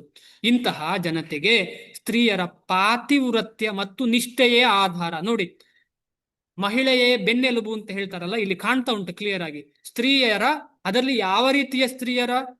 ಪಾತಿವ್ರತ್ಯ ಮತ್ತು ನಿಷ್ಠೆ ಇರುವಂತಹ ಸ್ತ್ರೀಯರೇ ಇಡೀ ಮನುಕುಲದ ಆಧಾರ. ಮಕ್ಕಳು ಹೇಗೆ ಸುಲಭವಾಗಿ ದಾರಿ ತಪ್ಪಬಹುದೋ ಹಾಗೆ ಸ್ತ್ರೀಯರೂ ಸುಲಭವಾಗಿ ಭ್ರಷ್ಟರಾಗಬಹುದು. ಆದುದರಿಂದ ಮಕ್ಕಳಿಗೂ ಸ್ತ್ರೀಯರಿಗೂ ಕುಟುಂಬದ ಹಿರಿಯರಿಂದ ರಕ್ಷಣೆಯು ಅಗತ್ಯ. ಇದು ಈ ಶ್ಲೋಕ ತುಂಬಾ ಇಂಪಾರ್ಟೆಂಟು. ಮಕ್ಕಳಿಗೂ ಸ್ತ್ರೀಯರಿಗೂ ಕುಟುಂಬದ ಹಿರಿಯರಿಂದ ರಕ್ಷಣೆಯು ಅಗತ್ಯ. ನಾನು ಮಧ್ಯರಾತ್ರಿ ಹೋಗ್ತೇನೆ ಅಂತ ಒಂದು ಸ್ತ್ರೀ ಹೇಳಿದ್ರೆ ಅದು ತಪ್ಪೆ, ಅದರಲ್ಲಿ ಏನು ಸಂಶಯ ಇಲ್ಲ. ಅದರಿಂದ ಆಗುವಂತಹ ಕೆಟ್ಟ ಪರಿಣಾಮ ನಮಗೆಲ್ಲ ಗೊತ್ತು. ಹಾಗೆ ಹೇಳಿ ಗಂಡಸು ಹೋಗ್ಬೇಕು ಅಂತ ಹೇಳೋ ಉದ್ದೇಶ ಅಲ್ಲ ಇಲ್ಲಿ. ಆದ್ರೆ ಇದನ್ನು ಸರಿಯಾಗಿ ಅರ್ಥ ಮಾಡ್ಕೊಳ್ಬೇಕು. ಹಲವಾರು ಧಾರ್ಮಿಕ ವಿಧಗಳಲ್ಲಿ ಮಗ್ನರಾದ ಸ್ತ್ರೀಯರು ದಾರಿ ತಪ್ಪಿ ವ್ಯಭಿಚಾರಕ್ಕೆ ಇಳಿಯುವುದಿಲ್ಲ.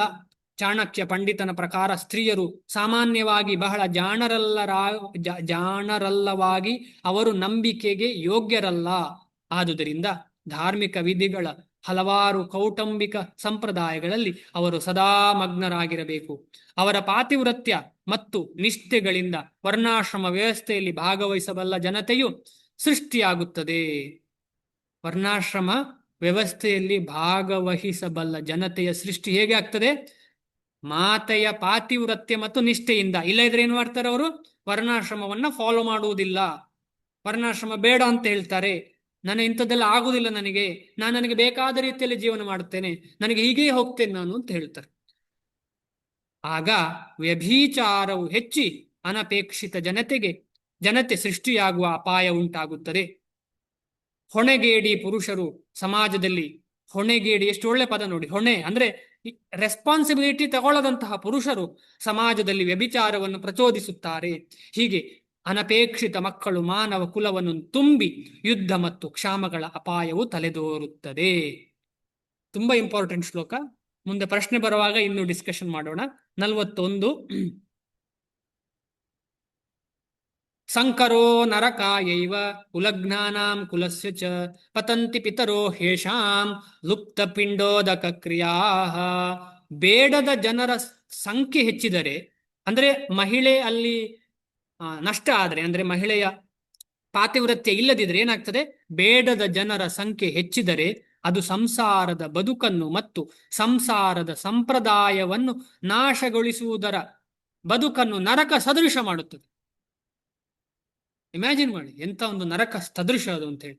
ನಾವೇ ಅರ್ಥ ಮಾಡ್ಕೊಳ್ಬೋದು. ಈಗ ನಮ್ಮಲ್ಲಿ ಕೆಲವರು ಮಾಂಸಾಹಾರ ತ್ಯಜಿಸಿ, ನಮ್ಮ ಮನೆಯಲ್ಲಿ ಮಾಂಸಾಹಾರ ನಡೀತಾ ಇದೆ ಅಂತ ಇಟ್ಕೊಳ್ಳೋಣ. ನಾನು ಮಾಂಸಾಹಾರ ತ್ಯಜಿಸಿದ್ದೇನೆ, ಆಗ್ಲೇ ನನಗೆ ಗೊತ್ತಾಗ್ತದೆ ಏನು ಡಿಫರೆನ್ಸ್ ಇದೆ ಅಂತ ಹೇಳಿ. ಹೃದಯ ನಮ್ದು ಸ್ವಲ್ಪ ಶುದ್ಧಿ ಆಗ್ತಾ ಉಂಟು ಅಂತ ನಮಗೆ ಅರ್ಥ ಆಗ್ತಾ ಉಂಟು. ಆದ್ರೆ ನಾವು ಏನು ಮಾಡುವ ಸ್ಥಿತಿಯಲ್ಲಿ ಇರುವುದಿಲ್ಲ. ಅದೇ ರೀತಿ ಇಮ್ಯಾಜಿನ್ ಮಾಡಿ, ನಮ್ಮ ಮನೆಯಲ್ಲಿ ಯಾರೋ ಒಬ್ರು ವೇಶ್ಯಾಸ್ತ್ರೀ ಇದ್ದಾರೆ ಅಂತ ಹೇಳಿ. ಇಮ್ಯಾಜಿನ್ ಮಾಡಿ ಎಂತ ಒಂದು ಸ್ಥಿತಿಗತಿ. ಅಥವಾ ನಮ್ಮ ಮನೆಯಲ್ಲಿರುವ ಒಬ್ಬ ಗಂಡಸು ಅಂತಹ ಮಹಿಳೆಯರನ್ನ ರೆಸ್ಪೆಕ್ಟ್ ಕೊಡದಂತಹ ಒಬ್ಬ ಗಂಡಸು ನಮ್ಮ ಮನೆಯಲ್ಲಿ ಇದ್ದಾನೆ ಅಂತ ತಿಳ್ಕೊಳ್ಳಿ. ಎಂತ ಒಂದು ಪರಿಸ್ಥಿತಿಯ ಒಂದು ಕುಲಕ್ಕೆ ನರಕ ಸದೃಶ, ಮನೆಯೇ ನರಕ ಸದೃಶ ಆಗ್ತದೆ. ಇಂತಹ ಭ್ರಷ್ಟ ಸಂಸಾರಗಳ ಪೂರ್ವಿಕರು ಪತನ ಹೊಂದುತ್ತಾರೆ. ಅದಕ್ಕೆ ನಾನು ಕಾರಣನಾಗ್ತೇನೆಲ್ಲ ಅಂತ ಅರ್ಜುನ, ಅದಕ್ಕೆ ನಾನು ಕಾರಣನಾಗ್ತೇನೆಲ್ಲ. ಏಕೆಂದರೆ ಅವರಿಗಾಗಿ ನಡೆಬೇಕಾದ ಪಿಂಡ ಉದಕ ಕ್ರಿಯೆಗಳು ಸಂಪೂರ್ಣವಾಗಿ ನಿಂತು ಹೋಗುತ್ತದೆ. ಯಾಕೆಂತ ಹೇಳಿದ್ರೆ ಗಂಡಸರೆಲ್ಲ ಸತ್ರೆ ಯಾರು ಪಿಂಡ ಕೊಡ್ತಾರೆ? ಪಿಂಡ ಕೊಡ್ಲಿಕ್ಕೆ ಸಾಧ್ಯ ಇಲ್ಲ. ಪುಮಾನ್ ತ್ರಾಯತಿ ಇತಿ ಪುತ್ರ ಅಂತ ಹೇಳ್ತಾರೆ. ಪುಮಾನ್ ತ್ರಾಯತಿ ಅಂದ್ರೆ ಯಾರು ಅಪ್ಪ ಅಥವಾ ಅಮ್ಮನನ್ನ ಜನ್ಮ ಮೃತ್ಯು ಜರ ವ್ಯಾಧಿ ಸೈಕಲಿಂದ ಹೊರಗೆ ತಗೊಳ್ಳಿಕ್ಕೆ, ಅಂದ್ರೆ ಆ ಒಂದು ವೃತ್ತದಿಂದ ಹೊರಗೆ ತಳ್ಳಿಕ್ಕೆ, ಅಂದ್ರೆ ಅದರಿಂದ ಮುಕ್ತಿ ಪಡಲಿಕ್ಕೆ ಯಾರು ಸಹಾಯ ಮಾಡ್ತಾನೋ ಅವನೇ ಪುತ್ರ. ಪುಮಾನ್ ತ್ರಾಯತೆ ಇತಿ ಪುತ್ರ. ಅಂತಹ ಪುತ್ರರ ಅಗತ್ಯ ಇದೆ. ಆದ್ರೆ ನಾವು ಭಾಗವತ ಧರ್ಮವನ್ನ ತುಂಬಾ ಹೃದಯದಲ್ಲಿ ಗಟ್ಟಿಯಾಗಿ ಹಿಡ್ಕೊಂಡ್ರೆ ಅದರ ಅಗತ್ಯ ಇಲ್ಲ. ಯಾಕಂತಂದ್ರೆ ಈಗ ಅಷ್ಟು ಸುಲಭ ಇಲ್ಲ ಅಂತ ಪುತ್ರರನ್ನ ಸಿಗ್ಲಿಕ್ಕೆ. ಪುತ್ರರಾಗ್ಲಿ ಪುತ್ರಿಯಾಗ್ಲಿ ಅಂತಹ ಪುತ್ರ ಪುತ್ರಿಗಳು ಅಷ್ಟು ಸುಲಭವಲ್ಲ. ಆದ ಕಾರಣ ಹೃದಯದಲ್ಲಿ ಭಾಗವತ ಧರ್ಮವನ್ನ ನಾವು ಅನುಸರಿಸಬೇಕು. ಅದರ ಬಗ್ಗೆ ಶಿಲ ಪ್ರಭುಪಾದರು ಎಂತ ಹೇಳ್ತಾರೆ ಅಂತ ನೋಡೋಣ. ಕಾಮ್ಯಕರ್ಮ ಅಂತ ಹೇಳಿದ್ರೆ ವೇದದಲ್ಲಿ ಕರ್ಮಕಾಂಡವನ್ನ ಫಾಲೋ ಮಾಡುವವರು, ಅಥವಾ ನಾನು ಇಷ್ಟು ಕೆಲಸ ಮಾಡ್ತಿದ್ದೇನೆ ನನಗಿಷ್ಟು ಸಿಗಬೇಕು, ನಾವೆಲ್ಲರೂ ಅದೇ ತರ ಕೆಲಸ ಮಾಡುದು. ನಾನು ಇಷ್ಟು ಕೆಲಸ ಮಾಡ್ತಿದ್ದೇನೆ, ನನಗೇನೋ ಅಪೇಕ್ಷೆ ಆಕಾಂಕ್ಷೆಯಿಂದ ಮಾಡುವಂತ ಕೆಲಸ.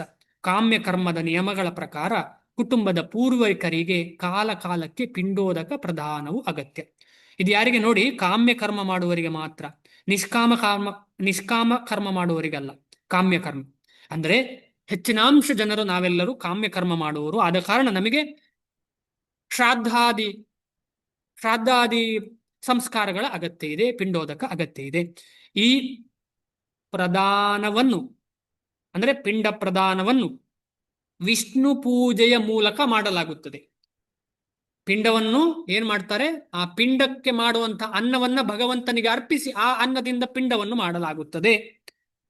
ಏಕೆಂದರೆ ವಿಷ್ಣುವಿನ ಪ್ರಸಾದ ಸೇವನೆ ವ್ಯಕ್ತಿಯನ್ನು ಎಲ್ಲ ಪಾಪ ಕರ್ಮಗಳಿಂದ ಮುಕ್ತಗೊಳಿಸುತ್ತದೆ. ನನ್ನ ಅಪ್ಪ, ಇಮ್ಯಾಜಿನ್ ಮಾಡಿ, ನನ್ನ ಅಪ್ಪ ಏನೋ ಪಾಪಕರ್ಮ ಮಾಡಿದ್ದಾನೆ, ನಾನು ವಿಷ್ಣುವಿಗೆ ಕೊಟ್ಟಂತಹ ಅನ್ನದಿಂದ ಅನ್ನವನ್ನು ಕಟ್ಟಿ ಪಿಂಡ ಮಾಡಿ ಆ ಪಿಂಡವನ್ನ ವಿಸರ್ಜನೆ ಮಾಡ್ತೇನೆ ಅಂತ ಇಟ್ಕೊಳ್ಳೋಣ. ಆ ವಿಸರ್ಜನೆಗೊಂಡ ಪಿಂಡ ಏನಾಗ್ತದೆ ಅಂತ ಹೇಳಿದ್ರೆ ಪಿತೃತರ್ಪಣ ಅಂತ ಹೇಳಿದ್ರೆ ಪಿತೃ ದೇವತೆಗಳಿಗೆ ಹೋಗ್ತದೆ, ಡೈರೆಕ್ಟ್ ಪಿತೃಗಳಿಗೆ ಹೋಗುದಿಲ್ಲ. ಪಿತೃ ದೇವತೆಗಳು ತೃಪ್ತಿ ಹೊಂದಿದ್ರೆ ಪಿತೃಗಳನ್ನ ತೃಪ್ತಿಗೊಳಿಸ್ತಾರೆ ಅವರು. ಈ ರೀತಿಯಲ್ಲಿ ವಿಷ್ಣುವಿನ ಪ್ರಸಾದ ಸೇವನೆ ಇಂಪಾರ್ಟೆಂಟ್. ಇಲ್ಲದಿದ್ರೆ ಏನು ಪ್ರಯೋಜನ ಇಲ್ಲ, ಇಲ್ಲದಿದ್ರೆ ಏನು ಪ್ರಯೋಜನ ಇಲ್ಲ. ಕೆಲವು ಸಲ ಪಿತೃಗಳು ನಾನಾ ಬಗೆಯ ಪಾಪಪೂರ್ಣ ಪ್ರಕ್ರಿಯೆಗಳನ್ನು ಅನುಭವಿಸುತ್ತಿರಬಹುದು. ಯಾಕಂದ್ರೆ ಒಂದು ಸಲ ಪ್ರಸಾದ ಸೇವನೆ ಮಾಡಿದ್ರೆ ಏನಾಗ್ತದೆ ಅಂತ ಹೇಳಿದ್ರೆ ಅವನಿಗೆ ಮುಕ್ತಿ ಸಿಗ್ತದೆ. ಏನಾಗ್ತದೆ ಅಂತ ಹೇಳಿದ್ರೆ ನಾವು 1 ವರ್ಷಕ್ಕೆ 1 ಸಲ ಪಿಂಡ ಪ್ರದಾನ ಮಾಡ್ತೇವಲ್ಲ, ಇಲ್ಲ 1 ವರ್ಷಕ್ಕೆ ಮಹಾಲಯ ಅಮಾವಾಸ್ಯೆ ಬರುವಾಗ ಮಾಡ್ತೇವಲ್ಲ. ಆಗ ಯಾಕೆ 1 ವರ್ಷಕ್ಕೆ ಅಂತ ಹೇಳಿ, ನಮ್ಮ 1 ವರ್ಷ ಅಂದ್ರೆ ಅವರಿಗೆ 1 ದಿನ, ದಿನಕ್ಕೊಮ್ಮೆ ಊಟ ಸಿಗ್ತದೆ ಅಂತ ಅರ್ಥ ಅದರದ್ದು. ಕೆಲವೊಮ್ಮೆ ಅವರಲ್ಲಿ ಕೆಲವು ಸಲ ಪಿತೃಗಳು ನಾನಾ ಬಗೆಯ ಪಾಪಪೂರ್ಣ ಆದಾಯ್ತು. ಕೆಲವೊಮ್ಮೆ ಅವರಲ್ಲಿ ಕೆಲವರು ಸ್ಥೂಲ ದೇಹವನ್ನು ಪಡೆಯಲಾಗದೆ ಪ್ರೇತಗಳಾಗಿ ಸೂಕ್ಷ್ಮ ಶರೀರದಲ್ಲೇ ಉಳಿದಿರಬೇಕಾಗಿ ಬರಬಹುದು. ಈಗ ನಾವು ಸ್ಥೂಲವಾಗಿ ಕೊಡ್ತಾ ಇದ್ದೇವೆ, ಆದರೆ ಅದು ಸೂಕ್ಷ್ಮವಾಗಿ ಪರಿವರ್ತನೆಗೊಳ್ತದೆ. ಆದ ಕಾರಣ ಸೂಕ್ಷ್ಮ ರೂಪದಲ್ಲಿರೋ ಪ್ರೇತಾದಿಗಳಾಗಿರಬಹುದು, ನಮ್ಮ ಪೂರ್ವಜರು ಪ್ರೇತಾದಿಗಳಾಗಿರಬಹುದು, ಯಾವುದೇ ಕಾರಣದಿಂದ ಅವರು ತಪ್ಪು ಕಾರ್ಯಗಳನ್ನು ಮಾಡಿ ಅಂತಹವರಿಗೆ ಮೋಕ್ಷ ಆಗ್ತದೆ ಅಂತ ಹೇಳಿದ್ರೆ ಪುನಃ ಒಳ್ಳೆ ಜನ್ಮ ಸಿಗ್ತದೆ ಅವರಿಗೆ. ಪ್ರಸಾದದ ಉಳಿದ ಭಾಗವನ್ನು ವಂಶಜರು ಅರ್ಪಿಸಿದಾಗ ಪಿತೃಗಳಿಗೆ ಪ್ರೇತ ಅಥವಾ ಬೇರೆ ಬಗೆಯ ಯಾತನಾಮಯ ಅಸ್ತಿತ್ವದಿಂದ ಬಿಡುಗಡೆಯಾಗುತ್ತದೆ. ಅದಕ್ಕಿಂತ ಮುಖ್ಯವಾಗಿ ಎಂತ ಅಂತ ಹೇಳಿದ್ರೆ, ಈ ಪ್ರಸಾದ ರೂಪಿಯಾದಂತಹ ಅನ್ನವನ್ನ ಗ್ರಹಣ ಮಾಡುವಾಗ, ಗ್ರಹಣ ಅಂದ್ರೆ ಸೂಕ್ಷ್ಮ ರೂಪದಲ್ಲಿ ಸಿಗುವಾಗ ಏನಾಗ್ತದೆ ಅಂತ ಹೇಳಿದ್ರೆ ಅವರಿಗೂ ಕೂಡ ಭಕ್ತಿಯ ಬೀಜ ಹೃದಯಕ್ಕೆ ಹೋಗ್ತದೆ. ಪ್ರಸಾದದ ಉಳಿದ ಭಾಗವನ್ನು ವಂಶಜರು ಅರ್ಪಿಸಿದಾಗ ಪಿತೃಗಳಿಗೆ ಪ್ರೇತ ಅಥವಾ ಬೇರೆ ಬಗೆಯ ಯಾತನಾಮಯ ಅಸ್ತಿತ್ವದಿಂದ ಬಿಡುಗಡೆಯಾಗುತ್ತದೆ. ಪಿತೃಗಳಿಗೆ ನೀಡುವ ಈ ನೆರವು ಕುಟುಂಬದ ಸಂಪ್ರದಾಯ. ಇಂತಹ ವಿಧಿಗಳನ್ನು ನಡೆಸುವುದು ಭಕ್ತಿ ಸೇವೆಯಲ್ಲಿ ತೊಡಗಿಲ್ಲದ ಎಲ್ಲ ಜನರ ಕರ್ತವ್ಯ. ನೋಡಿ, ಇದು ಇಂಪಾರ್ಟೆಂಟ್. ಇಂತಹ ವಿಧಿಗಳನ್ನು ನಡೆಸುವುದು ಭಕ್ತಿ ಸೇವೆಯಲ್ಲಿ ತೊಡಗಿಲ್ಲದ ಎಲ್ಲ ಜನರ ಕರ್ತವ್ಯ. ಯಾರು ನಿರಂತರವಾಗಿ 24 ಗಂಟೆ ಕೂಡ ಭಕ್ತಿ ಸೇವೆಯಲ್ಲಿ ತೊಡಗಿದ್ದಾರೆ ಅವನಿಗೆ ಇದು ಅಗತ್ಯವಿಲ್ಲ. ಆದರೆ ಯಾರು ಅದನ್ನು ತೊಡಗಿಲ್ಲ ಅವನದನ್ನು ಮಾಡಬೇಕು ಅಂತ ಹೇಳುವುದು ಅರ್ಥ ಇದರದ್ದು. ನಾನು 1 ಗಂಟೆ ಭಕ್ತಿ ಮಾಡ್ತೇನೆ ಅಂತ ಹೇಳಿ ನಾನು ಇದೆಲ್ಲ ಮಾಡುದಿಲ್ಲ ಹೇಳುದಲ್ಲ, ತಪ್ಪದು. ಅಂದ್ರೆ 2 ಕೂಡ ಹೋಗ್ತಾ ಇರ್ತದೆ. ಕೊನೆಗೆ ನಾವು ಭಕ್ತಿಯಲ್ಲಿ ಮುಳುಗುವಾಗ ವರ್ಣಾಶ್ರಮ ಧರ್ಮದ ಅಗತ್ಯವಿರುವುದಿಲ್ಲ ಅಂತ ಅರ್ಥ ಇದರದ್ದು. ಭಕ್ತಿ ಸೇವೆಯಲ್ಲಿ ನಿರತರಾದವರು ಈ ವಿಧಿಗಳನ್ನು ನಡೆಸಬೇಕಾಗಿಲ್ಲ. ಭಕ್ತಿಪೂರ್ವಕ ಸೇವೆ ಸಲ್ಲಿಸಿದ ಮಾತ್ರದಿಂದಲೇ ಒಬ್ಬ ಮನುಷ್ಯನು ನೂರಾರು ಮಂದಿ, ಸಾವಿರಾರು ಮಂದಿ ಪೂರ್ವಿಕರನ್ನು ಎಲ್ಲ ಬಗೆಯ ಯಾತನೆಗಳಿಂದ ಬಿಡುಗಡೆ ಮಾಡಬಹುದು. ಇಷ್ಟು ನೀವು ಚೆನ್ನಾಗಿ ಅರ್ಥ ಮಾಡ್ಕೊಳ್ಳಿ, ಇಲ್ಲಾಂದ್ರೆ ಮತ್ತೆ ಮುಂದೆ ಕನ್ಫ್ಯೂಷನ್ ಆಗ್ತದೆ.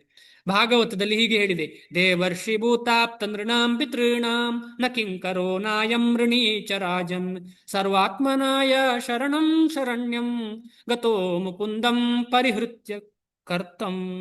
ಮುಕುಂದ ಎಲ್ಲ ಕರ್ಮವನ್ನು ಪರಿತ್ಯಜಿಸಿ ಮುಕ್ತಿದಾಯಕನಾದ ಮುಕುಂದನ ಚರಣ ಕಮಲಗಳಲ್ಲಿ ಯಾರು ಆಶ್ರಯವನ್ನು ಪಡೆದಿರುತ್ತಾನೋ, ಎಲ್ಲ ಕರ್ಮವನ್ನು ಪರಿತ್ಯಜಿಸಿ, ಸರ್ವಧರ್ಮಾನ್ ಪರಿತ್ಯಜ್ಯ, ವರ್ಣಾಶ್ರಮ ಧರ್ಮ, ಆ ಧರ್ಮ ಈ ಧರ್ಮ ಎಲ್ಲವನ್ನು ಪರಿತ್ಯಜ್ಯ ಸಂಪೂರ್ಣವಾಗಿ ಮಾಮೇಕಂ ಶರಣಂ ವ್ರಜ, ಕೃಷ್ಣನನ್ನು ಮಾತ್ರ ಶರಣಾಗಿದ್ದಾನೋ, ಕೃಷ್ಣನನ್ನು ಮಾತ್ರ ಅಂತ ಹೇಳಿದ್ರೆ ಕೃಷ್ಣ ಮತ್ತು ಕೃಷ್ಣನನ್ನು ನಂಬಿದ ಎಲ್ಲರನ್ನೂ ಶರಣಾಗಿದ್ದಾರೋ ಅಂತಹವರ ಏನಾಗ್ತದೆ ಅಂತ ಹೇಳಿದ್ದಾರೆ, ಆಶ್ರಯವನ್ನು ಪಡೆದಿರುವಾಗ ಶ್ರದ್ಧೆಯಿಂದ ಆ ಮಾರ್ಗವನ್ನು ಅನುಸರಿಸುವಾಗ ಅವನು ದೇವತೆಗಳಿಗೆ, ಜೀವಿಗಳಿಗೆ, ಋಷಿಗಳಿಗೆ, ಕುಟುಂಬಕ್ಕೆ, ಮಾನವ ಕುಲಕ್ಕೆ, ಪಿತೃಗಳಿಗೆ ಯಾವ ಕರ್ತವ್ಯಗಳನ್ನು ಮಾಡಬೇಕಾಗಿಲ್ಲ. ನೋಡಿ, ನಾವು ಎಂಥ ಒಂದು ಭಾಗ್ಯದಲ್ಲಿದ್ದೇವೆ ಅಂತ ಹೇಳಿ. ನಾವು ಈಗ ಶುರು ಮಾಡಿದ್ದೇವೆ ಅಷ್ಟೇ. ನಾವು ಫಾರ್ ಎಕ್ಸಾಂಪಲ್ LKG ಸೇರುವಾಗ ನಮ್ಮ ಅಪ್ಪ ಅಮ್ಮನಿಗೆ ಗೊತ್ತುಂಟು, ಇವನು ಚೆನ್ನಾಗಿ ಓದಿದ್ರೆ LKG ಸೇರಿದವ ಅವನಿಗೆ ಏನಾದರೂ ಒಳ್ಳೆ ಉದ್ಯೋಗ, PhD ವರೆಗೆ ಹೋಗಿ ಒಳ್ಳೆ ಉದ್ಯೋಗ ಸಿಗ್ತದೆ. ಅದಕ್ಕೋಸ್ಕರ ಅವರು ಹಾರ್ಡ್ ವರ್ಕ್ ಮಾಡ್ತಾರೆ, ಚೆನ್ನಾಗಿ ಓದಿಸುದು, ಚೆನ್ನಾಗಿ ಓದಿಸುದು, ಚೆನ್ನಾಗಿ ಓದಿಸುದು. ಈ school of Krishna consciousness, Krishna ಭಾವನಾಮೃತ ಸಂಘದ ಉದ್ದೇಶ ಇದೆ. ಯಾರಾದ್ರೂ ಒಬ್ಬ ಬಂದ್ರೆ ಒಳಗೆ LKG ಆದ್ರೆ ಅವನು ಭಗವಂತನ ಕಡೆಗೆ ಹೋಗೋವರೆಗೆ ಏನೆಲ್ಲ ಸಿಸ್ಟಮ್ ಬೇಕು ಅದೆಲ್ಲ ಸಿಸ್ಟಮ್ ಅನ್ನ ಆಚಾರ್ಯರು ಕೊಟ್ಟಿದ್ದಾರೆ ನಮಗೆ, ಶ್ರೀಲ ಪ್ರಭುಪಾದರು ಕೊಟ್ಟಿದ್ದಾರೆ ನಮಗೆ. ಅದನ್ನು ನಾವು ಪ್ರಯತ್ನ ಪಟ್ಟು ಮಾಡಬೇಕಷ್ಟೇ. ನಮಗೆ ಇನಿಷಿಯಲಿ ಬರುವಾಗ ನಮಗೆ ಅದರದ್ದು ಗೊತ್ತಿರುವುದಿಲ್ಲ. ಚಿಕ್ಕ ಮಗುವಿಗೆ ಏನು ಗೊತ್ತು, ನಾನು ಯಾಕೆ ಕಲಿತಾ ಇದ್ದೇನೆ ಅಂತ ಗೊತ್ತಿರುವುದಿಲ್ಲ. ಆದ್ರೆ ಭಗವದ್ ಭಕ್ತರು, ಸೀನಿಯರ್ ಡಿವೋಟೀಸ್ ಏನ್ ಮಾಡ್ತಾರೆ ಅಂತ ಹೇಳಿದ್ರೆ ನಮಗೆ ಪುಷ್ ಮಾಡಿದಾಗ ಅನ್ನಿಸ್ತದೆ, ಜಪ ಮಾಡಿ ಜಪ ಮಾಡಿ. ನಮಗೆ ಅಯ್ಯೋ ಏನ್ ಜಪ ಮಾಡಿ ಏನ್ ಪ್ರಯೋಜನ, ನನಗೇನು ಊಟ ಕೊಡ್ತದ ಜಪ, ಬುಕ್ ತಗೊಳ್ಳಿ, ಬುಕ್ ಏನಾಗತ್ತೆ, ನಾನು ಈಗಾಗಲೇ ಭಗವದ್ಗೀತೆಯಲ್ಲಿ ಓದಿದ್ದೇನೆ. ಈ ತರ ನಮ್ಮ ಮನಸ್ಸು. ಯಾಕೆಂತ ಹೇಳಿದ್ರೆ ನಾವು ಆ ಚಿಕ್ಕ ಮಕ್ಕಳ ಮನೋಭಾವ. ಇದು ತಪ್ಪಲ್ಲ. ಆದ್ರೆ ಭಗವಂತನ ಭಕ್ತರು ಟೀಚರ್ ಇದ್ದ ಹಾಗೆ, ಅವರು ದಯಾಮಯಿಗಳು. ಅವ್ರೇನ್ ಮಾಡ್ತಾರೆ, ಪುಷ್ ಮಾಡ್ತಾರೆ ನಮ್ಮನ್ನು. ಅಂತ ಪುಷ್ಯಿಂದಾಗಿ ನಮಗೆ ಏನಾಗ್ತದೆ ಅಂತ ಹೇಳಿದ್ರೆ ನಮಗೆ ನಿಧಾನವಾಗಿ ನಮಗೆ ಆ ಪ್ರೇಮ ಸಿಗ್ತದೆ, ಭಗವಂತನ ಪ್ರೇಮ. ಇಂತಹ ಒಂದು ಸ್ಕೂಲ್ ಆಫ್ ಸಿಸ್ಟಮ್ ಇದು, ಅಂತ ಅದ್ಭುತ ಸಿಸ್ಟಮ್. ಈ ಸಿಸ್ಟಮ್ ಯಾವ ಸ್ಕೂಲ್, ಜೀವನದ ಒಂದು ಜ್ಞಾನ ಪಡೆಯುವಂತಹ, ಜೀವನದಿಂದ ಮುಕ್ತಿ ಪಡೆಯುವಂತಹ, ಈ ಭೌತಿಕ ಜೀವದಿಂದ ಮುಕ್ತಿ ಪಡುವಂತಹ ಒಂದು ನಿಜವಾದ ಶಾಲೆ ಇದು. ಆ ಶಾಲೆಯಲ್ಲಿ ನಾವು ಎಲ್ಲ ಸೇರಿ ಅಧ್ಯಯನ ಮಾಡಲಿಕ್ಕೆ ಪ್ರಯತ್ನ ಪಡ್ತಾ ಇದ್ದೇವೆ. ನಾವೆಲ್ಲ ಬೇರೆ ಬೇರೆ ರೀತಿಯಲ್ಲಿ ನಮ್ಮ ಮನಸ್ಥಿತಿಗಳು ಇರಬಹುದು, ಆದರೆ ನಮ್ಮೆಲ್ಲರ ಉದ್ದೇಶ ಒಂದೇ ಆಗುವಾಗ ಏನಾಗ್ತದೆ ಅಂತ ಹೇಳಿದ್ರೆ, ಉದ್ದೇಶ ಒಂದಾಗುವಾಗ ನಾವೆಲ್ಲ ಒಂದಾಗ್ತೇವೆ. ಉದ್ದೇಶವೇ ಇಂಪಾರ್ಟೆಂಟ್. ಆ ಉದ್ದೇಶ ಏನು ಅಂತ ಹೇಳಿದ್ರೆ ಭಗವಂತನ ಪ್ರೀತಿ, ಭಗವಂತನನ್ನ ಸೇವೆ ಮಾಡುವಂಥದ್ದು.